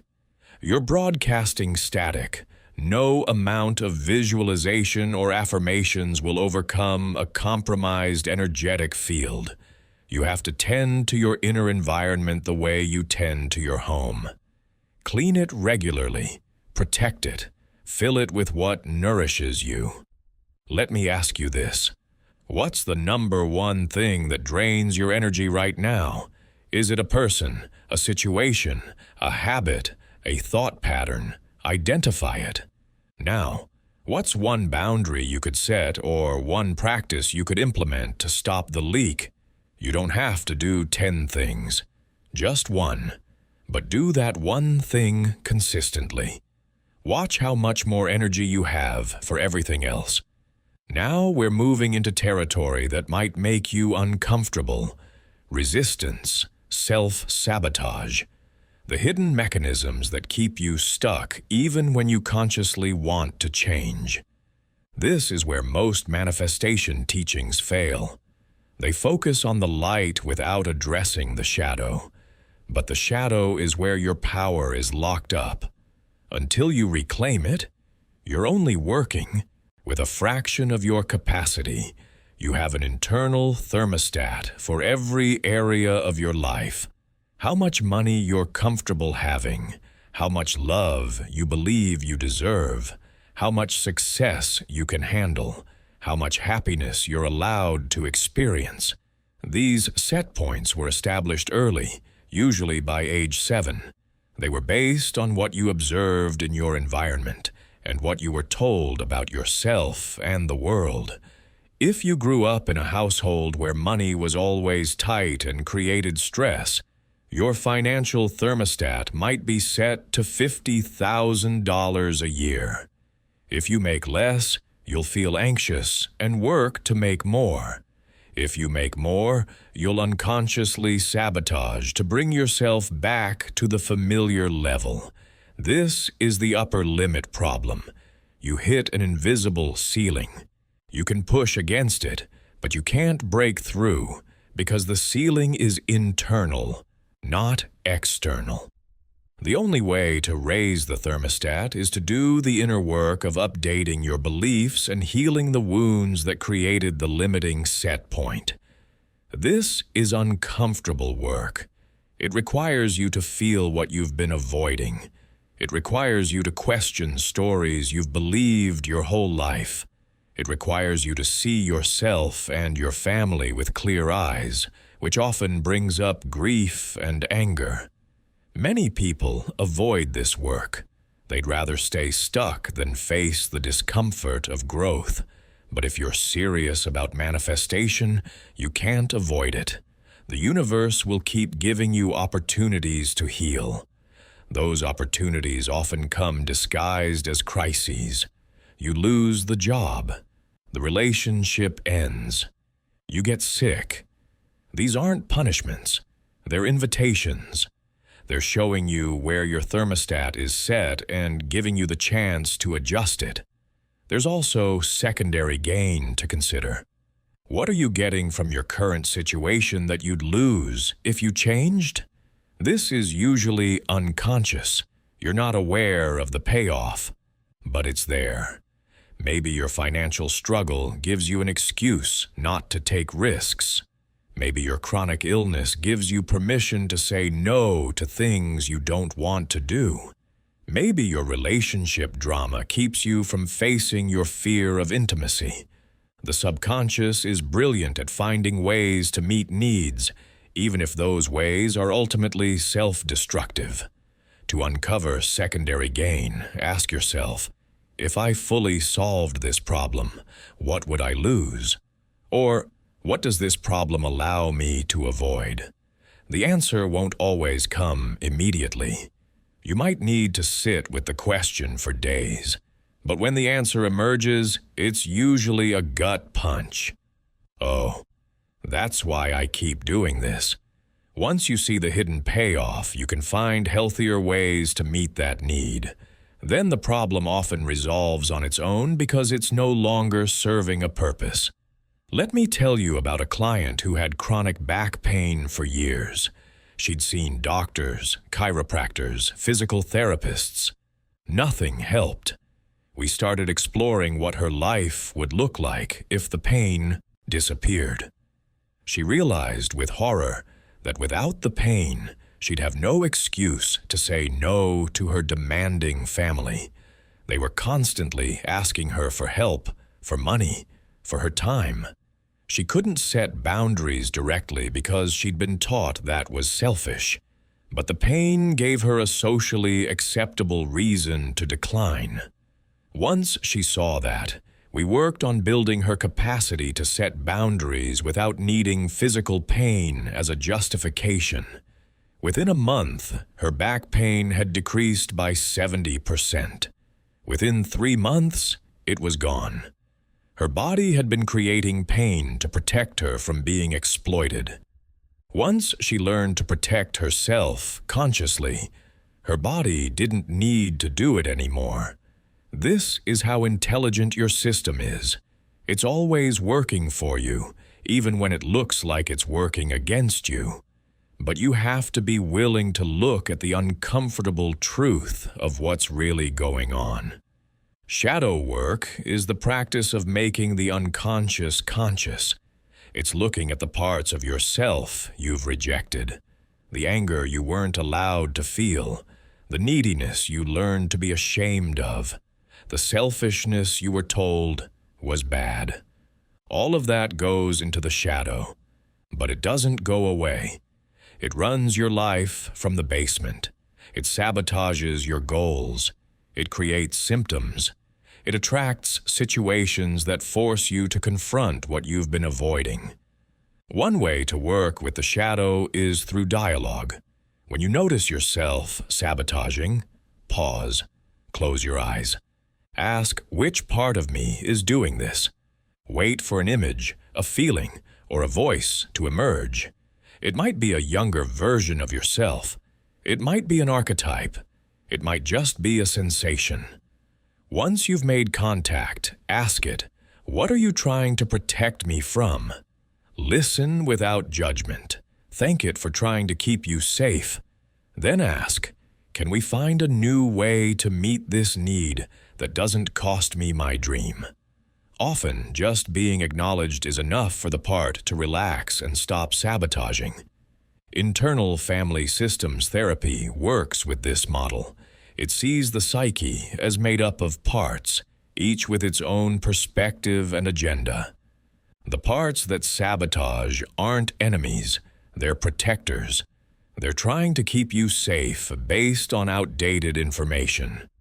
Once you understand their positive intention, you can negotiate with them. You can update them with new information. You can give them new roles that support your growth instead of blocking it. This work takes time. It's not a quick fix, but it's the difference between temporary change and lasting transformation. You can manifest something through sheer will, but if your shadow isn't on board, you won't keep it. The shadow will find a way to take it away. But if you do the work of integrating the shadow, of healing the wounds and updating the beliefs, your manifestations become stable.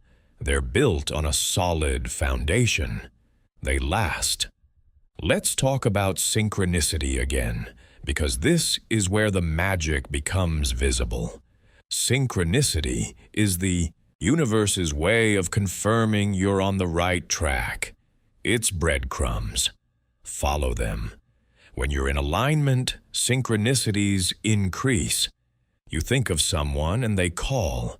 You need a piece of information and it shows up. You're struggling with a decision and a stranger says exactly what you need to hear. These aren't random coincidences. They're evidence of a deeper order. Carl Jung proposed that synchronicities reveal a causal connecting principle. Events are connected not by cause and effect, but by meaning. They're linked through the collective unconscious, the shared substrate of human experience.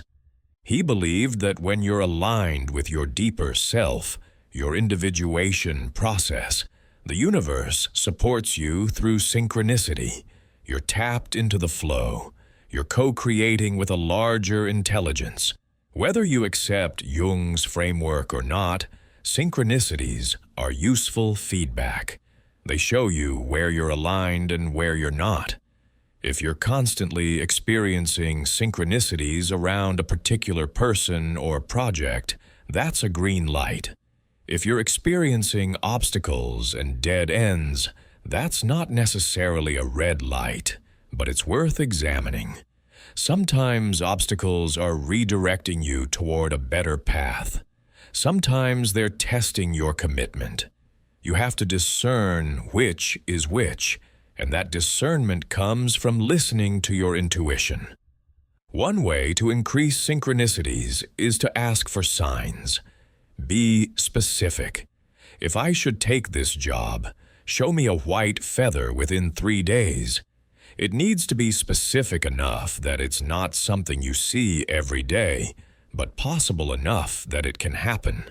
Then let it go. Don't obsess over it. Just release it and pay attention.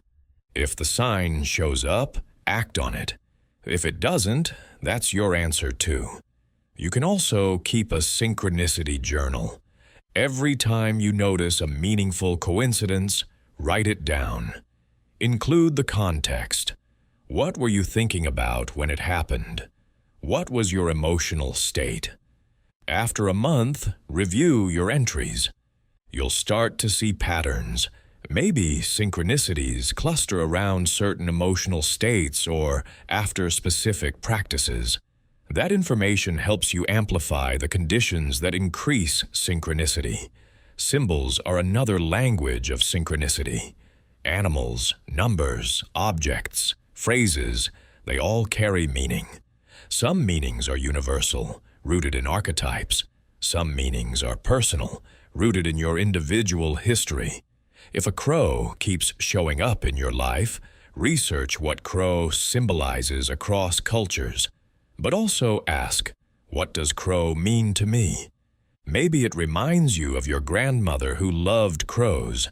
That personal association is more relevant than any generic symbolism. Numbers are a common synchronicity. You keep seeing 1111 or 333 on clocks. Some people believe these are angel numbers, messages from spiritual guides. Whether or not you believe that, the fact that you're noticing them means something. Your RAS is flagged on those numbers. Why? What were you thinking about when you noticed them?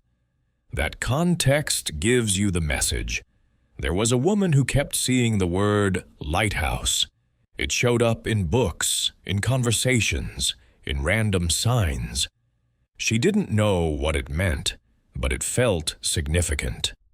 She started paying attention.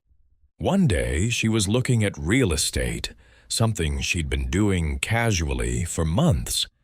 She saw a listing for a house with lighthouse in the address.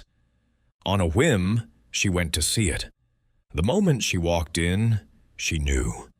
This was her home. She bought it. It turned out to be in a community that completely changed her life. She met people who became close friends. She found her tribe. The lighthouse symbol had been guiding her there all along. That's how synchronicity works. It's subtle. It's not a booming voice from the sky. It's a whisper, a nudge, a recurring symbol. Your job is to pay attention and follow the thread. Don't demand the whole tapestry. Just follow the thread. It will take you where you need to go. Now, let's bring all of this together into a practical 30-day protocol.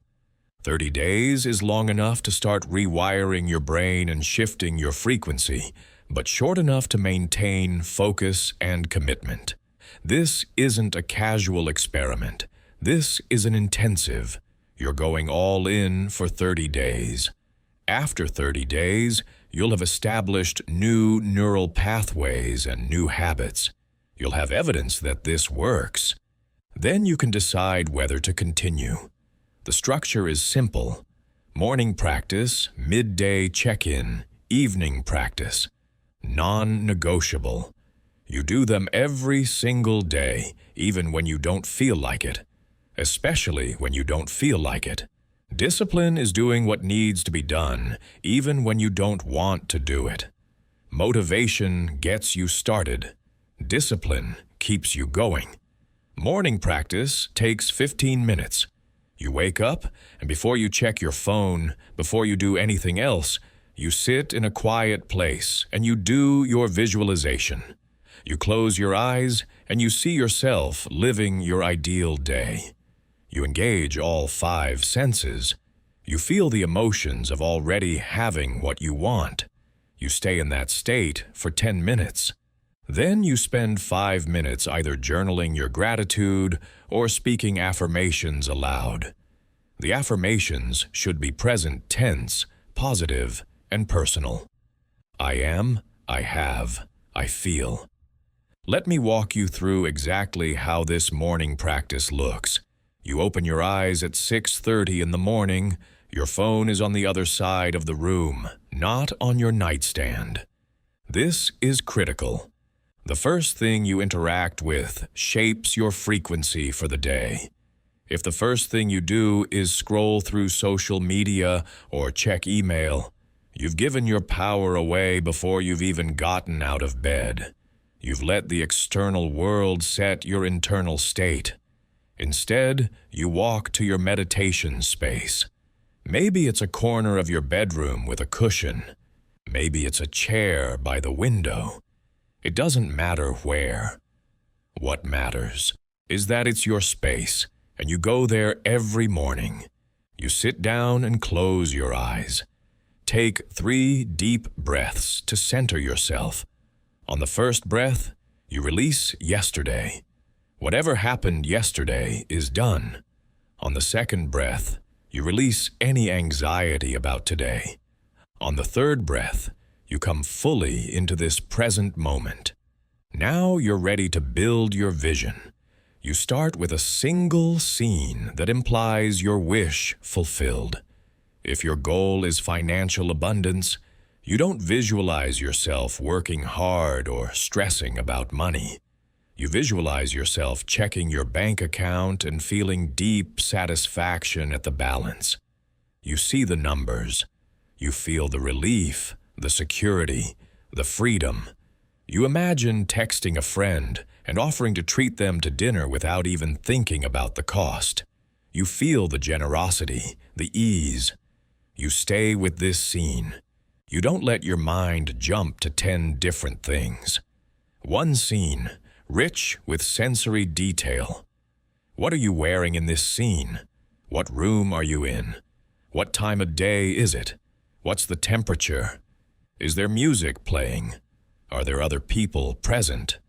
Build it like you're creating a movie set. The more detail, the more real it becomes to your subconscious. And here's the key. You're not watching this scene like you're watching a movie. You're in it. First person, looking through your own eyes, feeling it in your own body. After 10 minutes of visualization, you open your eyes and you write. 3 things you're grateful for, phrased as if they're happening right now. I am grateful for the abundance flowing into my life. I am grateful for the loving relationship I'm experiencing. I am grateful for the health and vitality in my body. Present tense. Always present tense. Then you speak your affirmations out loud. There's power in hearing your own voice declare truth. I am worthy of everything I desire. Opportunities come to me easily. I trust the universe to support me. 5 minutes of this. Then you're done. Your morning practice is complete. You've set your frequency for the day. Midday check-in takes 5 minutes. Set an alarm for noon. When it goes off, stop whatever you're doing and check in. What's my emotional state right now? What's my energy level? What am I focusing on? If you're in a negative state, don't judge it. Just notice it. Then do a pattern interrupt. Stand up, shake your body, take 3 deep breaths, and choose a thought that feels even slightly better. This isn't about forcing positivity. It's about consciously choosing your state instead of defaulting to autopilot. Here's what the midday check-in actually looks like in practice. Your alarm goes off at noon. You're in the middle of work. You're stressed. You have a deadline. Your first impulse is to dismiss the alarm and keep working. Don't. This is exactly when you need the check-in most. You stop. You stand up. You close your eyes for just 10 seconds and you ask yourself, what am I feeling right now? Maybe you're feeling anxious. Okay, you name it. I'm feeling anxious. You don't try to change it immediately. You just acknowledge it. Then you ask, what am I thinking about that's creating this anxiety? Maybe you're thinking about everything you have to get done. Maybe you're thinking about a difficult conversation you need to have. Whatever it is, you identify the thought. Now you do the pattern interrupt. You shake your hands vigorously for 10 seconds. This sounds silly, but it works. It disrupts the neural pattern. Then you take 3 slow, deep breaths. With each exhale, you release a little bit of the tension. Then you ask yourself, what thought would feel even slightly better right now? Not a huge jump, not from anxiety to bliss, just slightly better. Maybe instead of, I'll never get this done, you think I'm doing the best I can. That's a tiny shift, but it's enough. You think that thought. You feel how it lands in your body. It feels a little lighter. Good. That's your new set point for the next few hours. Evening practice takes 15 minutes. Right before bed, you do 3 things. First, you write down 3 things that went well today. They can be small. You don't have to have had a perfect day. Just find 3 things. This trains your brain to look for the positive. Second, you revise 1 thing that didn't go well. You replay it in your imagination the way you wish it had gone. Third, you review any synchronicities or signs you noticed. Write them down. This trains your brain to recognize the universe's feedback. Let me give you a detailed example of the evening practice. It's 10 o'clock at night. You're getting ready for bed. You sit down with your journal.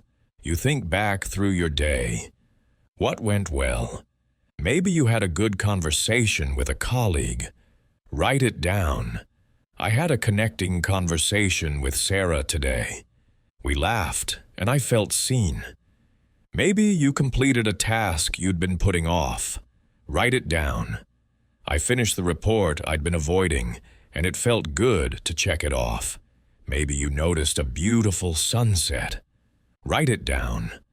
I saw a stunning sunset on my drive home and felt grateful to witness it. 3 things. They don't have to be big. Now you revise something that didn't go well. Maybe you snapped at your partner when you got home. You were stressed and you took it out on them. Instead of beating yourself up, you revise. You close your eyes and you replay the moment. You walk in the door. Your partner asks how your day was. In the original version, you snapped. In the revised version, you take a breath. You say, "It was rough. I need a few minutes to decompress, and then I'd love to tell you about it." Your partner nods, understanding. You go change your clothes. You come back, and you have a calm conversation. You loop this revised version 5 times. You feel the different emotional tone. You're teaching your subconscious a new response pattern. Finally, you review synchronicities. Maybe you were thinking about an old friend this morning, and they texted you in the afternoon. Write it down. Thought of Emma at 8 a.m. She texted at 2 p.m. Maybe you needed information about something, and an article about exactly that showed up in your feed. Write it down. Was researching investment strategies, perfect article appeared. These might seem like coincidences, but you're tracking them. Over 30 days, you'll see patterns. You'll see that when you're in alignment, synchronicities increase. That's feedback. That's the universe saying, yes, keep going this direction. That's the baseline. 15 minutes morning, 5 minutes midday, 15 minutes evening, 35 minutes total. Anyone can find 35 minutes. If you say you don't have time, you're lying to yourself. You have time. You're just not prioritizing it. And if you're not willing to invest 35 minutes a day for 30 days to change your life, then you don't actually want to change. You want to change, which is different. In addition to the daily practices, you're going to implement energetic hygiene. Cut out or drastically reduce news consumption. 30 days without the news will not make you uninformed. It will make you sane. Limit social media to 15 minutes a day. Set a timer. When it goes off, close the app. Spend time in nature at least once a week. Move your body every day. It doesn't have to be a workout. A 20-minute walk counts. Drink water, sleep. These basics matter more than any advanced technique. You're also going to track your proof. Keep a document where you log every synchronicity, every unexpected opportunity, every mood shift, every win. When you're in the middle of the 30 days and it feels like nothing's happening, you'll open that document and see evidence that things are shifting. Your brain will try to discount the evidence. It will say, "That was just a coincidence. That would have happened anyway." Don't listen. Write it down anyway. Now let me break down the 30 days, week by week, with specific micro-challenges for each day. This is your roadmap. This is how you make it real. Week 1 is about establishing the foundation. Day 1, you're excited. Everything is new. The practice feels fresh. You complete your morning visualization with ease. You set your alarm for the midday check-in.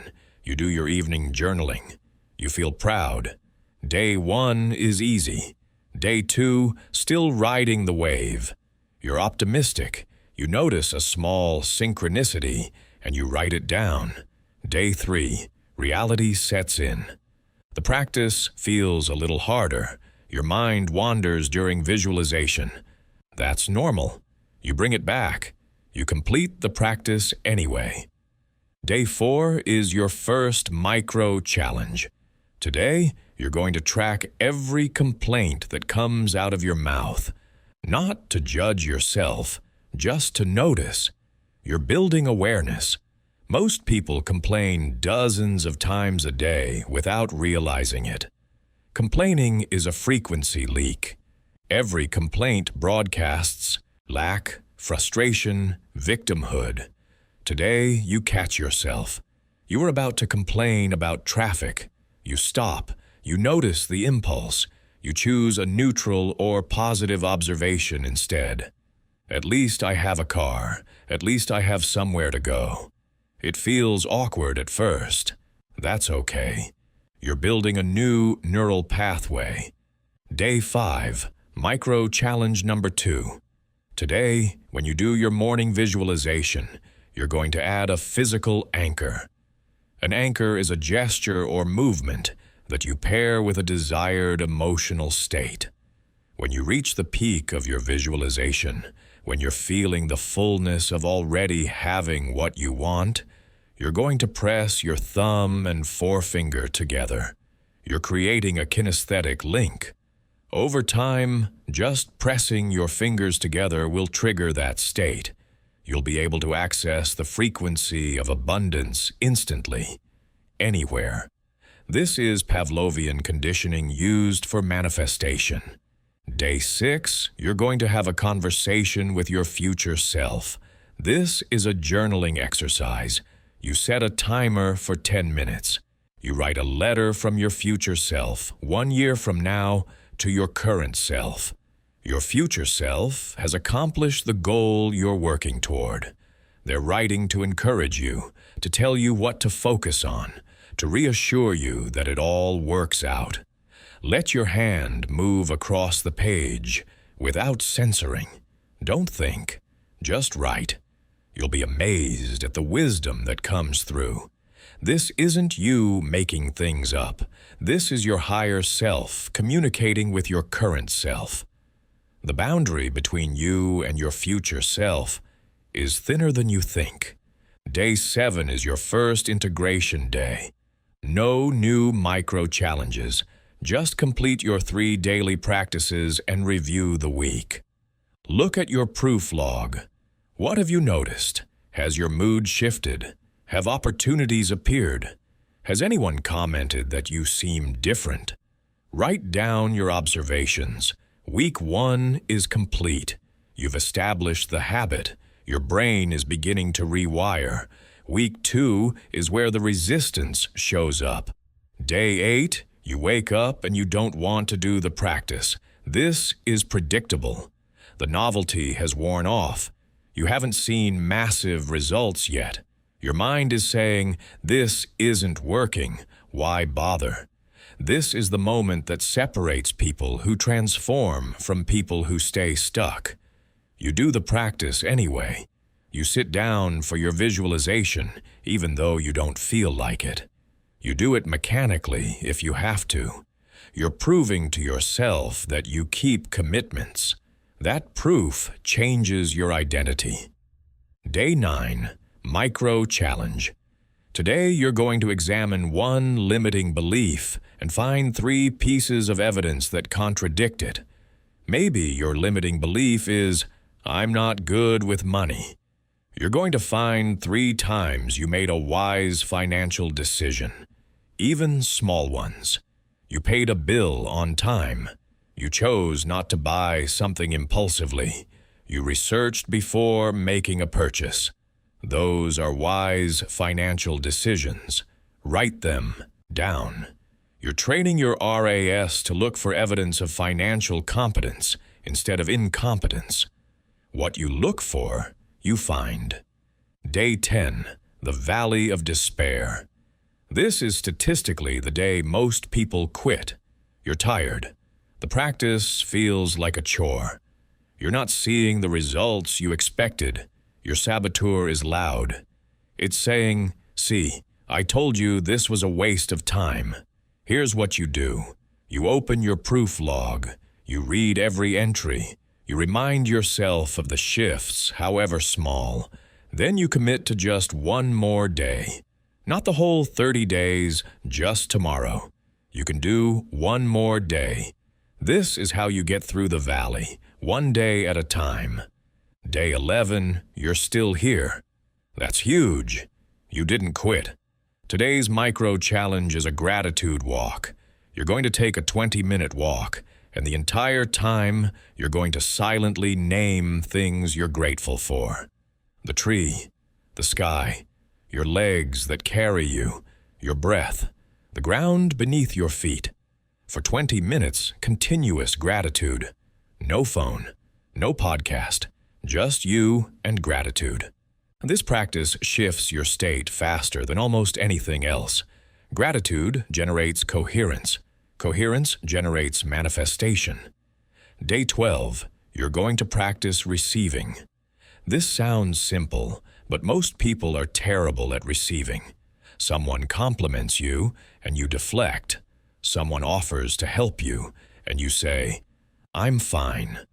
Someone gives you a gift, and you immediately think about what you can give them in return. Today, practice receiving without deflecting. When someone compliments you, just say thank you. Don't minimize it. Don't explain it away. When someone offers help, accept it graciously. You're training your nervous system to let good things in. If you can't receive on a small scale, you can't receive on a large scale.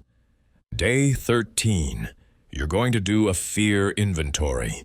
Sit down with your journal and complete this sentence 10 times. If my goal actually manifested, I'm afraid that... Write whatever comes up without censoring. I'm afraid people would judge me. I'm afraid I wouldn't know how to handle it. I'm afraid I'd lose it. I'm afraid I'd become someone I don't like. These fears are running in the background, sabotaging your manifestation. Once you see them, you can address them. For each fear, write a reframe. If my goal manifested, I trust that I would adapt beautifully and grow into the person capable of sustaining it. Day 14, Integration Day. This is the halfway point. Review the past 2 weeks. What's different? What's the same? What patterns are you noticing? Write a 1-page summary of your journey so far. Be honest. If you've missed days, acknowledge it. If you're struggling, name it. If you're seeing shifts, celebrate them. This summary is a snapshot of your process. You'll look back on it in 6 months and be amazed at how far you've come. Week 3 is where the magic starts to happen. The neural pathways are strengthening. The new frequency is becoming familiar. Day 15, you're going to amplify your visualization. Instead of 10 minutes, you're going to do 20. You're going to go deeper into the sensory details. You're going to feel the emotions more fully. You're going to make it so real that when you open your eyes, you're almost surprised to be in your current reality. This extended practice creates momentum. You're telling your subconscious, this is important. Pay attention to this. Day 16, Micro Challenge. Today you're going to act as if for the entire day. Act as if you're already the person who has what you want. How would that person move through their day? What would they eat for breakfast? How would they speak to people? What would they prioritize? You're not pretending, you're embodying. There's a difference. Pretending is surface level. Embodying is visceral. You're trying on the identity to see how it fits. Some of it will feel natural. Some will feel forced. The parts that feel natural, keep. The parts that feel forced, adjust. Day 17. You're going to forgive someone. Forgiveness is an energetic release. Holding resentment is like drinking poison and expecting the other person to die. It only hurts you. It keeps you tethered to the past. It blocks manifestation because you're broadcasting the frequency of bitterness. Today, choose one person you're holding resentment toward. It could be a parent, an ex, a former friend, even yourself. Write them a letter you'll never send. Tell them how they hurt you. Let yourself feel the anger, the sadness, the betrayal. Then write, I forgive you, not because what you did was okay, but because I refuse to carry this anymore.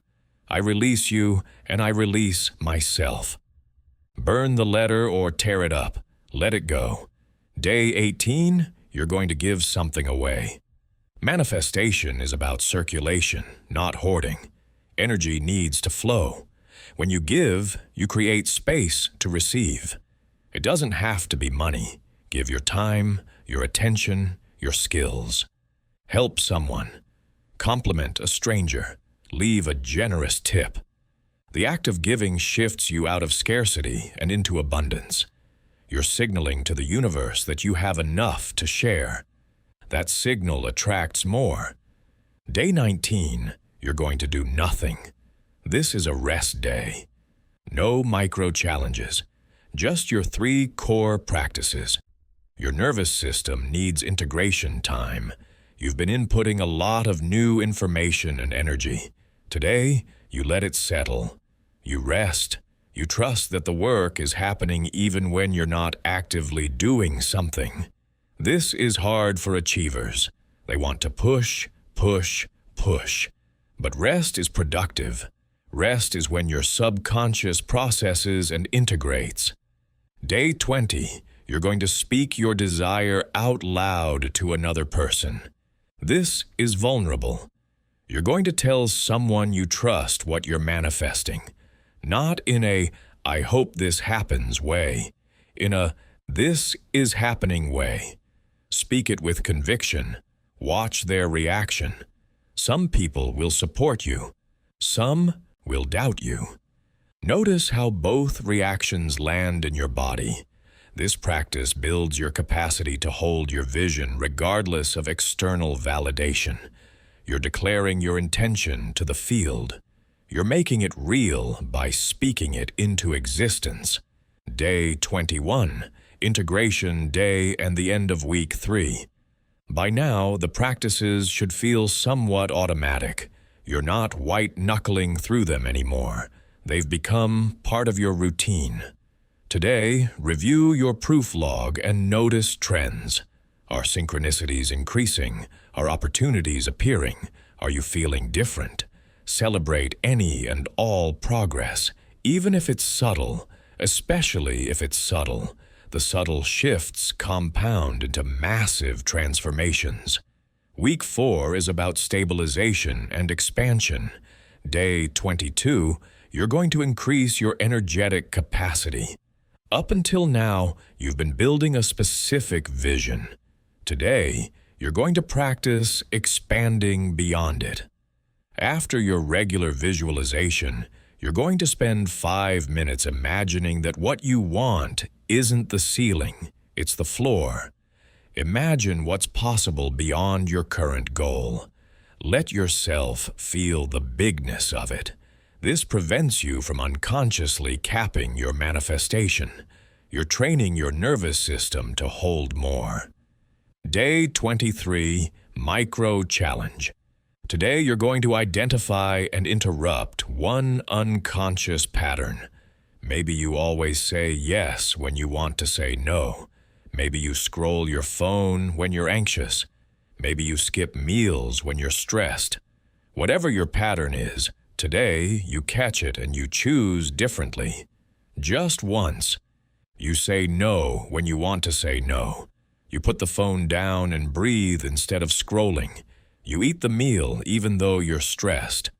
One conscious choice creates a crack in the pattern. That crack widens over time. Day 24, you're going to have a conversation with your saboteur. Remember, the saboteur is a protector part that's trying to keep you safe. It manifests as self-doubt, procrastination, or fear. Today, instead of fighting it, you're going to dialogue with it. Close your eyes and ask, what are you protecting me from? Wait for an answer. It might come as words, images, or sensations. Listen without judgment. Then ask, can we work together? Can you protect me in a way that doesn't block my dreams? Negotiate. Find a role for that part that serves you instead of sabotages you. Day 25. You're going to create a vision board, but not the typical one. This isn't a collage of magazine cutouts. This is a sensory script. Write one page describing your ideal day in vivid detail. Use all 5 senses. What do you see when you open your eyes? What do you hear? What do you smell? What do you feel on your skin?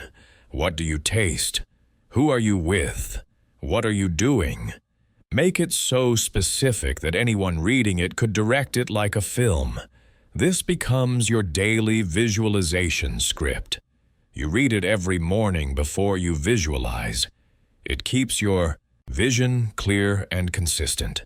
Day 26, Micro Challenge. Today you're going to follow every intuitive hit immediately. Your intuition will whisper, call that person. Take this route. Go to that store. Don't analyze it. Don't question it. Just do it.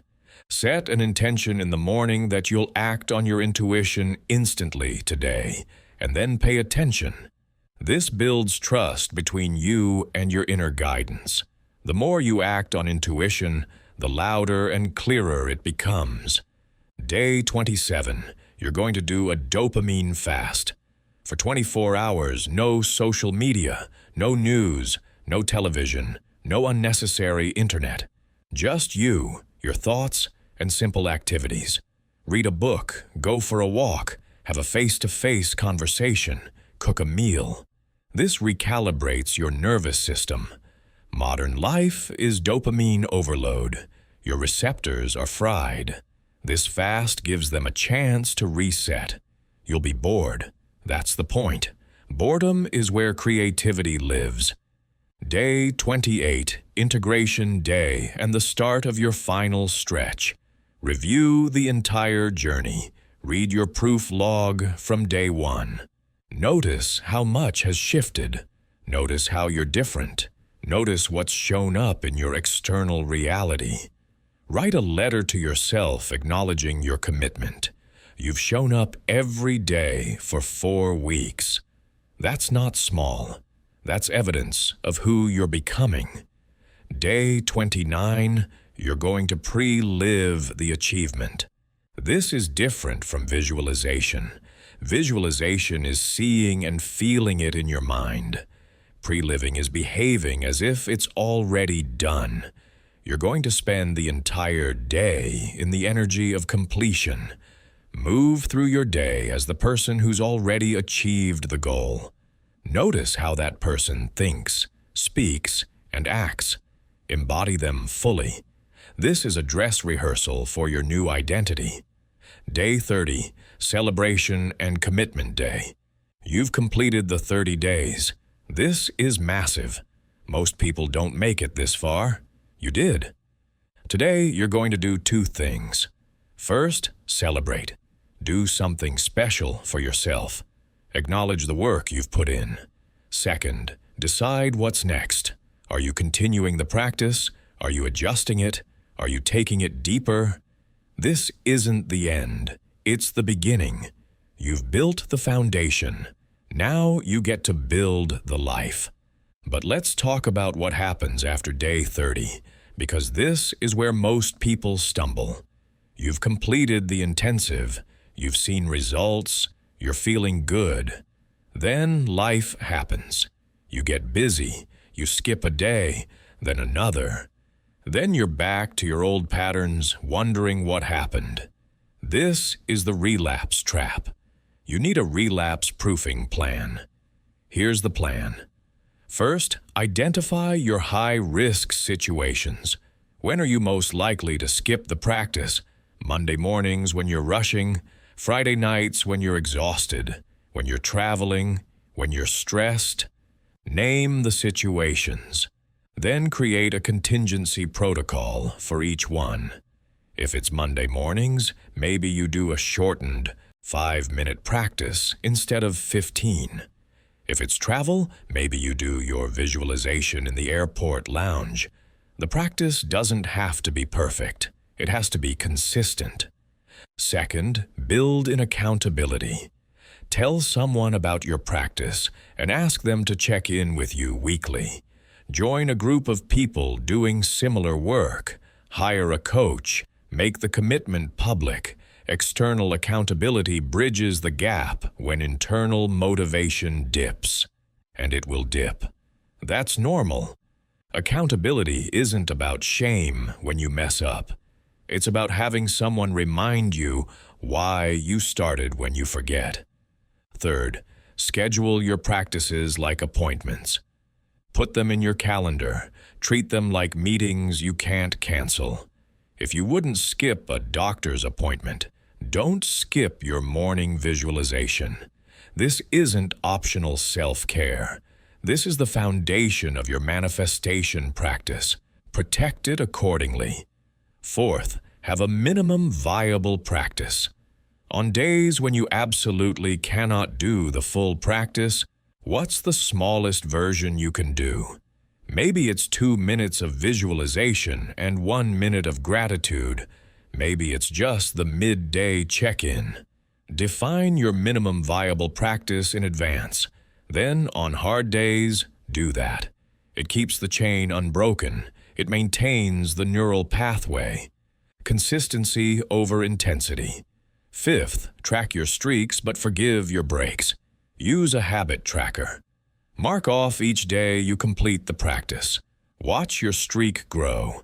There's satisfaction in seeing that unbroken chain. But when you break the chain, and you will, don't spiral. One missed day is not failure. It's a data point. Ask yourself, what happened? What can you learn? Then start a new chain immediately. Never miss twice. 1 break is a slip. 2 breaks is the beginning of a relapse. Let me tell you about someone who relapsed and recovered. His name was David. He'd done the 30-day protocol.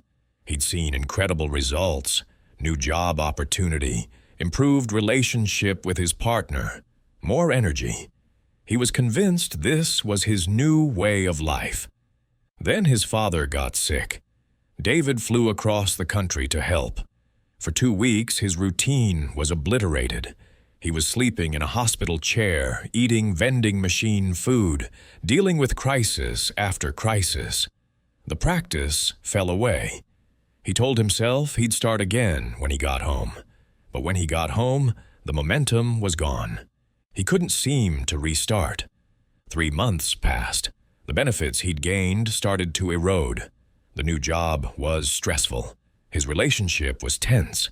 He felt depleted. He knew he needed to get back to the practice, but he felt defeated. He'd failed. He'd broken the streak. Why bother starting again? That's the relapse story we tell ourselves. We make one mistake mean something catastrophic about our character. We turn a slip into an identity. What turned it around for David was reframing. He realized he hadn't failed. He'd faced an extraordinary circumstance and responded appropriately. Taking care of his dying father was more important than maintaining a perfect streak. That didn't mean the practice wasn't valuable. It meant he was human. Once he released the shame, he could restart without the weight of failure. He began again on day 1, not day 31. Day 1. Fresh start. Within a week, he felt the shift returning. Within a month, he was back in alignment. The relapse taught him that the practice isn't fragile. It's resilient. You can always begin again. That's the most important thing I can tell you about this work. You can always begin again. There is no failure, only feedback. Every time you choose the practice, you're strengthening the pathway. Every time you skip the practice, you're weakening it. But the pathway doesn't disappear. It's always there, waiting for you to return. So be gentle with yourself. Be patient. Be persistent. This is a lifelong practice, not a 30-day fix. Now let me give you some advanced practices for after you've established the foundation. These are for people who've completed the 30 days and want to go deeper. Advanced Practice 1 is coherence breathing, paired with visualization. Coherence breathing is a specific rhythm that induces heart coherence. You breathe in for 5 seconds, out for 5 seconds, continuously for 5 minutes. This creates a smooth sine wave in your heart rate variability. Once you're in coherence, your brain waves synchronize with your heart waves. You're in an optimal state for manifestation. After 5 minutes of coherence breathing, you drop into your visualization. The visualization will be more vivid and more emotionally potent because your entire system is aligned. Advanced Practice 2 is the quantum jump meditation. This is based on the many worlds interpretation of quantum mechanics, which proposes that every possible outcome exists in parallel realities. You're going to meditate on the version of you who already has what you want. That version exists somewhere in the quantum field. You're going to feel into their frequency. What does their day-to-day experience feel like? What's their baseline emotional state? How do they view themselves and the world? You're going to merge with that version of you. You're not becoming them. You already are them. You're just collapsing the wave function to the timeline where they exist.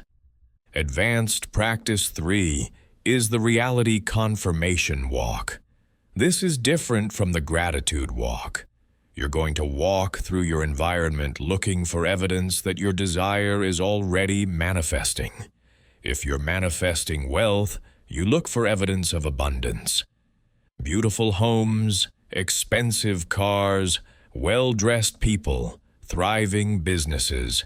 You're training your RAS to notice abundance instead of lack. If you're manifesting love, you look for evidence of love. Couples holding hands, parents with their children, people laughing together. You're saturating your awareness with the frequency you want to embody. You do this walk once a week for 30 minutes. Advanced Practice 4 is Future Memory Installation. This builds on Neville Goddard's revision technique. You're going to take a future event that you're nervous about, and you're going to pre-experience it going well.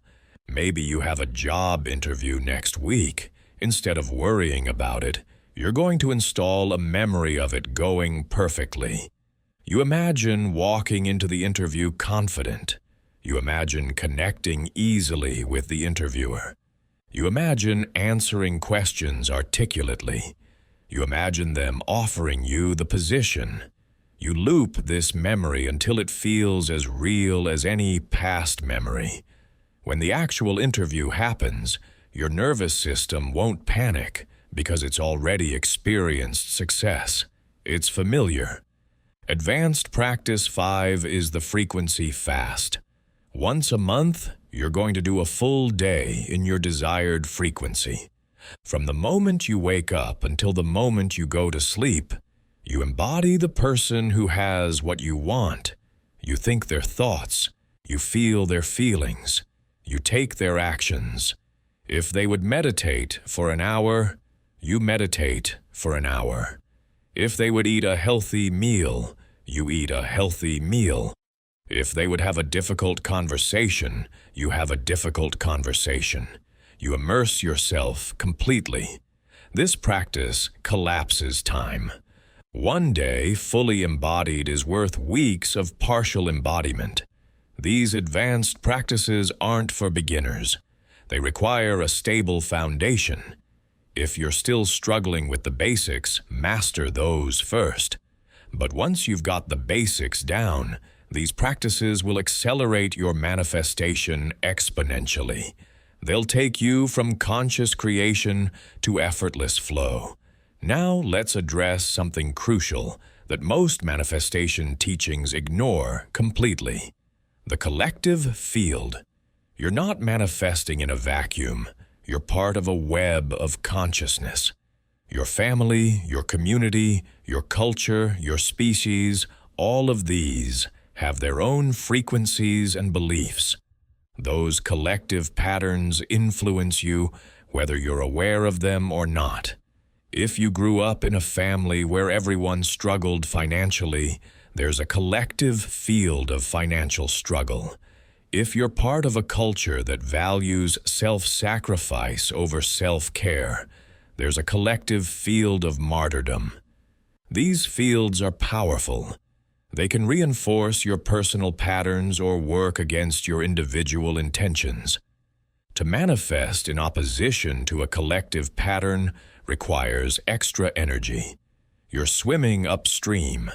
This doesn't mean it's impossible. It means you need to be aware of the current. You need to be intentional about protecting your frequency from collective contamination. This is why energetic hygiene is so important. This is why choosing your relationships carefully matters. You're more influenced by the 5 people you spend the most time with than by anything else. If those 5 people are operating from fear, scarcity, and victimhood, their field will pull on yours. If those 5 people are operating from trust, abundance, and empowerment, their field will support yours. You can't always choose your family, but you can choose how much time you spend with them and how much you let their patterns influence you. You can set boundaries. You can limit exposure to family gatherings that drain you. You can have compassion for your family while refusing to absorb their limitations. This isn't cold or selfish. This is self-preservation. You cannot uplift others by joining them in their frequency. You can only uplift others by maintaining your own high frequency and inviting them to meet you there. There's also the global collective field to consider. Right now, the global field is saturated with fear, division, and uncertainty. The news media amplifies this. Social media amplifies this. If you're plugged into those streams constantly, you're absorbing that frequency. You're letting the collective fear override your personal vision. This is why limiting news and social media during your 30-day intensive is non-negotiable. You're creating a protected space for your frequency to stabilize. Once it's stable, you can engage with the world again without being knocked off center. But during the building phase, you need protection.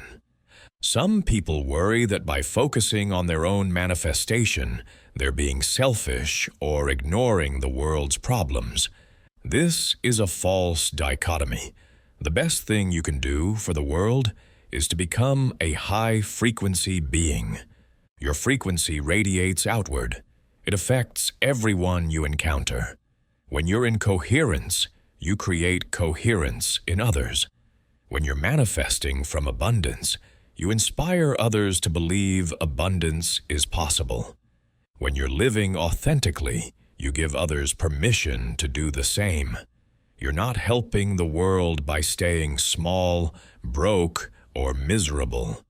You're helping the world by stepping into your power and showing what's possible. Think of it like this.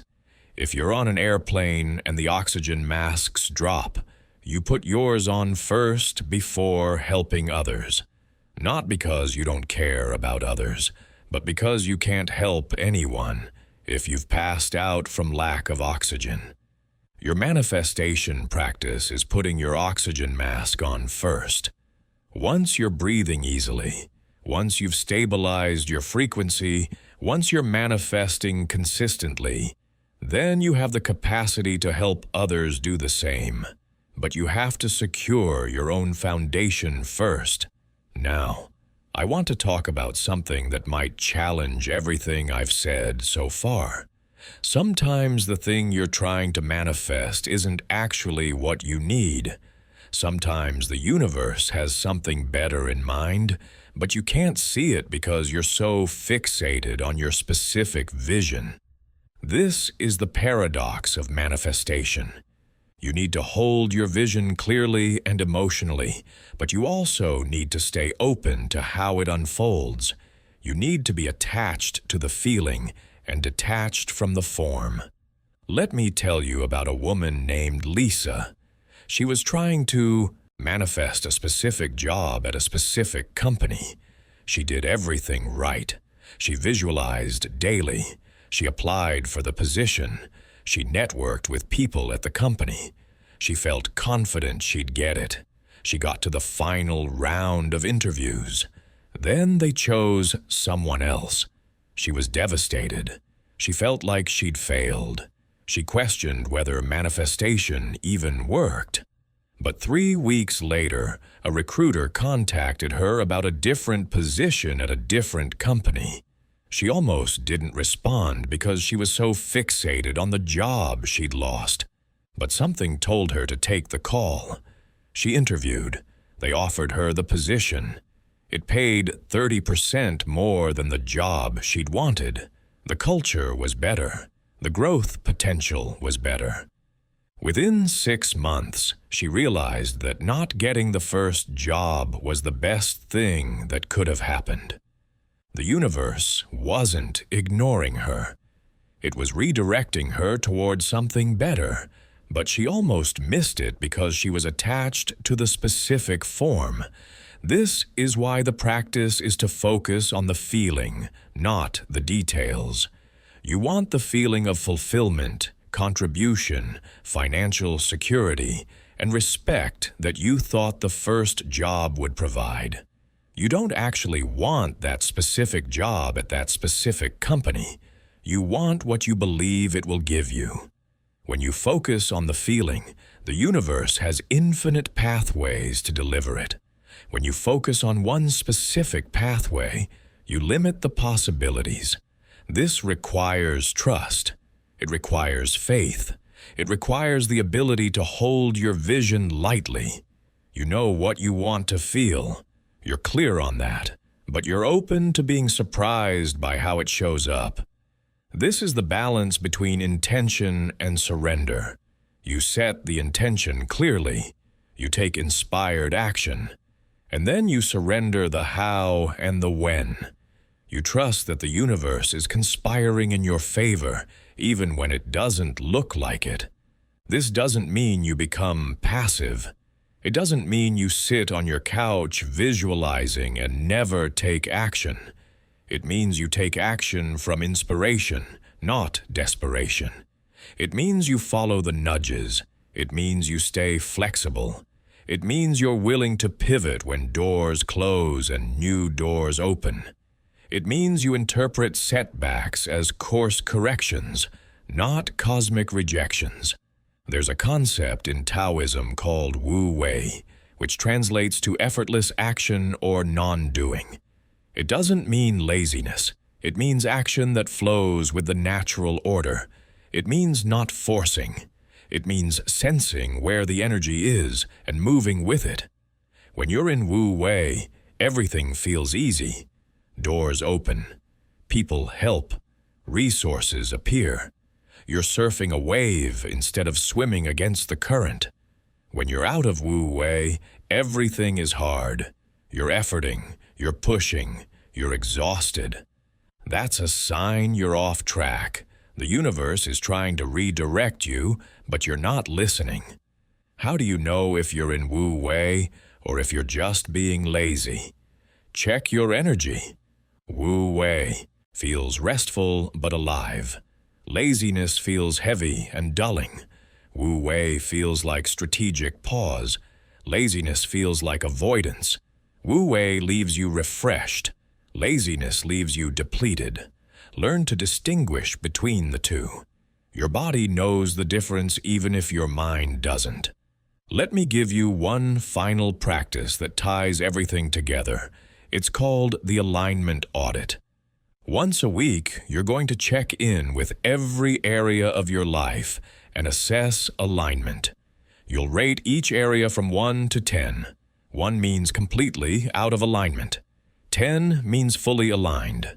The areas are health, relationships, finances, career, personal growth, spirituality, creativity, and contribution. For each area, you ask, does this feel expansive or contracting? Am I moving toward what I want or away from what I fear? Am I acting from inspiration or obligation? You're not trying to get every area to a 10. That's unrealistic. You're looking for trends. If finances are consistently a 3, that's an area that needs attention. If relationships are an 8, that's an area where you're flowing. The audit shows you where to focus. It prevents you from neglecting one area while obsessing over another. It gives you a holistic view of your alignment. After you rate each area, you ask, what's one action I could take this week to improve the lowest rated area by even 1 point? Not 10 actions. 1. Small actions compound. Consistent small actions create massive shifts over time. Maybe your health is a 4. One action might be drinking more water. Maybe your relationships are a 5. One action might be scheduling a dinner with a friend. You're not overhauling your life. You're making micro adjustments. Those adjustments steer the ship. Over weeks and months, they completely change your trajectory. The alignment audit also helps you catch misalignment before it becomes a crisis. If you notice an area dropping from an 8 to a 6, you can address it immediately. You don't wait until it's a 2 and you're in emergency mode. This is preventive maintenance for your life. It keeps you in flow. It keeps you in manifestation mode. Now, as we approach the end of this journey together, I want to come back to where we started. Your next thought is collapsing a wave of probability into matter. Every single thought, every single moment. You are a powerful creator. You always have been. You always will be. The only question is whether you're creating consciously or unconsciously, whether you're directing the beam of your attention deliberately or letting it scatter, whether you're choosing your frequency or defaulting to the frequency of your conditioning. Everything in this audiobook is a tool. Tools are only useful if you use them. You now have the understanding, you have the practices, you have the roadmap. What you do with them is up to you. You can listen to this, feel inspired for a few days, and then go back to your old patterns. Most people will. Or you can take this seriously. You can commit to the 30 days. You can do the work. You can prove to yourself that this is real, that thoughts actually do become things, that you have more power than you've been taught to believe. I'm not going to lie to you. This work is not always easy. It requires discipline. It requires honesty. It requires looking at parts of yourself you'd rather avoid. It requires feeling emotions you'd rather numb. It requires changing habits that feel comfortable, even if they're destructive. It requires staying committed when you don't see immediate results. It requires faith when logic says give up. But on the other side of that discomfort is a life you can't even imagine from where you're standing right now. You're not doing this work to get things. The things are nice. They're fun. They make life easier. But that's not the point. The point is to remember who you are, to reclaim your creative power, to stop being a victim of circumstance and become a deliberate creator, to align with the universe instead of feeling separate from it, to live in flow instead of struggle, to experience yourself as consciousness, expressing through form, not form struggling to achieve consciousness. This is the Great Awakening, not a religious experience, though it can feel spiritual, a recognition, a remembering. You are not your body. You are not your thoughts. You are not your emotions. You are not your circumstances. You are the awareness that observes all of it. You are the consciousness that chooses what to focus on, what to believe, what to feel, and what to create. That consciousness is unlimited. It's always been unlimited. You just forgot. So here's my final invitation. Stop waiting. Stop preparing. Stop gathering more information. You know enough. Start now. Choose one practice from this audiobook and do it today. Just one. Do it tomorrow. Do it the next day. Build momentum. Add another practice when you're ready, then another. Within weeks, your life will start to shift. Within months, you won't recognize yourself. Within a year, you'll be living a reality that your current self can barely conceive of. And when that happens, when you're standing in your manifested reality, remember this moment. Remember when you were listening to these words, wondering if any of it was true. Remember the doubt. Remember the fear. Remember the hope. And know that you did it. You collapsed the wave function. You changed your frequency. You became the person who was always inside you, waiting to emerge. You proved that thoughts become things. Now go show someone else it's possible. Teach them what you've learned. Share your proof. Raise the collective frequency one person at a time. The universe is waiting for you to claim your power. It's been waiting your whole life. Stop making it wait. Step into who you are. Create what you came here to create. Live the life you came here to live, starting right now, in this moment, with your next thought. Make it a good one. What happens after 30 days? You keep going. Manifestation isn't a destination. It's a way of life. You'll continue to refine your practice. You'll deepen your relationship with your intuition. You'll encounter new layers of resistance to integrate. Each time you manifest something, you'll expand your capacity. You'll be able to hold a higher frequency. You'll be able to manifest bigger things. Your entire life becomes a practice of conscious creation. But here's the truth. You don't have to wait 30 days to see results. Shifts can happen immediately. The moment you decide to take your power back, reality responds. The 30-day structure is to build consistency and establish new patterns. But the real shift, the energetic shift, can happen in an instant. It happens the moment you stop identifying with your circumstances and start identifying with your creative power. It happens the moment you stop looking outside for validation and start generating your own. It happens the moment you realize that thoughts literally become things, and you've been creating your reality all along, unconsciously. Now you're choosing to do it consciously. So here's what I want you to understand, really understand. At a bone-deep level, you are not broken. You don't need to be fixed. You're not lacking anything. You're a quantum being living in a quantum universe. You're a consciousness with the power to collapse infinite possibilities into specific realities. You've been doing this your entire life. Every thought you think, every belief you hold, every emotion you feel is a measurement. It's collapsing wave functions. It's shaping your experience. The only question is whether you're doing it on purpose or by default. Most people are living by default. They inherited beliefs, absorbed programming, adopted identities that were never theirs to begin with. They're running old software and wondering why they can't get new results. But you're not most people. If you've listened this far, you're ready for something different.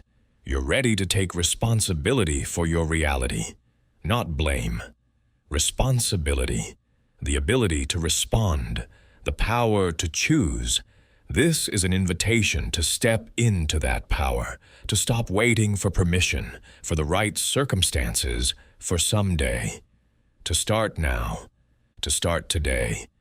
To build the inner architecture that will magnetize the outer life you desire. It won't always be comfortable. Growth never is. You'll confront parts of yourself you've been avoiding. You'll have to feel emotions you've been numbing. You'll have to let go of stories that have defined you. But on the other side of that discomfort is freedom. Real freedom. The freedom to create your life by design instead of by default. I want you to think about your future self 1 year from now. See them clearly. They've been practicing these principles for a year. They've done the inner work. They've shifted their frequency. What's different about their life? What's different about the way they carry themselves? What's different about the opportunities available to them? How do they feel when they wake up in the morning? What kind of people are they surrounded by? Really see this version of you. They're not hoping things will change. They're living the change. Now I want you to imagine that future self sending a message back to you, right now, in this moment. What would they say? What would they want you to know? What would they encourage you to do or stop doing? Take a moment and listen for that message. The answer is already inside you. You already know what needs to shift. You've always known. You've just been waiting for permission to admit it. This is your permission. Change the thoughts. Change the frequency. Change the reality. It's not magic. It's physics. It's neuroscience. It's how consciousness works. You're not manipulating reality. You're aligning with how reality actually operates. You're working with the universe, not against it. And when you do that, when you align your inner world with your desired outer world, reality reorganizes itself to match, not because you're special, because you're using the mechanism, because you've learned the language, because you've become conscious. The universe is not happening to you. It's responding to you. Every moment is a choice point. Every thought is a vote for the reality you want to create. You've been voting your whole life. The question is whether you've been voting consciously. Starting now, you are. Starting now, you're choosing your thoughts deliberately. You're feeling your emotions fully. You're visualizing with sensory richness. You're taking inspired action. You're following synchronicities. You're doing the inner work. You're becoming the person who already has what you desire. And here's the most beautiful part. As you change, you give permission for others to change. Your frequency shift creates a ripple effect. The people around you feel it. They might not understand why, but they sense something different about you. That difference invites them to examine their own lives. Your transformation becomes an invitation for collective transformation. This is how the world changes. One person at a time, choosing consciousness over autopilot, choosing creation over reaction, choosing power over victimhood. You're that person. You've always been that person. You just forgot for a while. Now you're remembering. You're remembering that you're not a helpless observer of a fixed reality. You're an active participant in a fluid, responsive, creative universe. You're remembering that your thoughts, your beliefs, your emotions, your attention, all of it matters. All of it shapes what shows up in your experience. You're remembering that you're powerful beyond measure, that you always have been, that you always will be. So what are you going to create?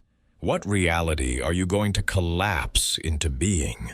What frequency are you going to broadcast? The old patterns want to pull you back. The familiar wants to keep you small. Resistance will show up. Doubt will whisper. But you know better now. You understand the mechanism. You've seen behind the curtain. You can't unsee it. You can't unknow it. The only way forward is into your power, into your purpose, into the life you came here to live. You are not your past. You are not your circumstances. You are not your limiting beliefs. You are consciousness itself, playing in the field of infinite possibility. And in every moment, you get to choose which possibility collapses into form. Choose wisely. Choose boldly. Choose the version of reality that makes your soul sing, because thoughts become things. Always have, always will. The only question is which thoughts you're going to think.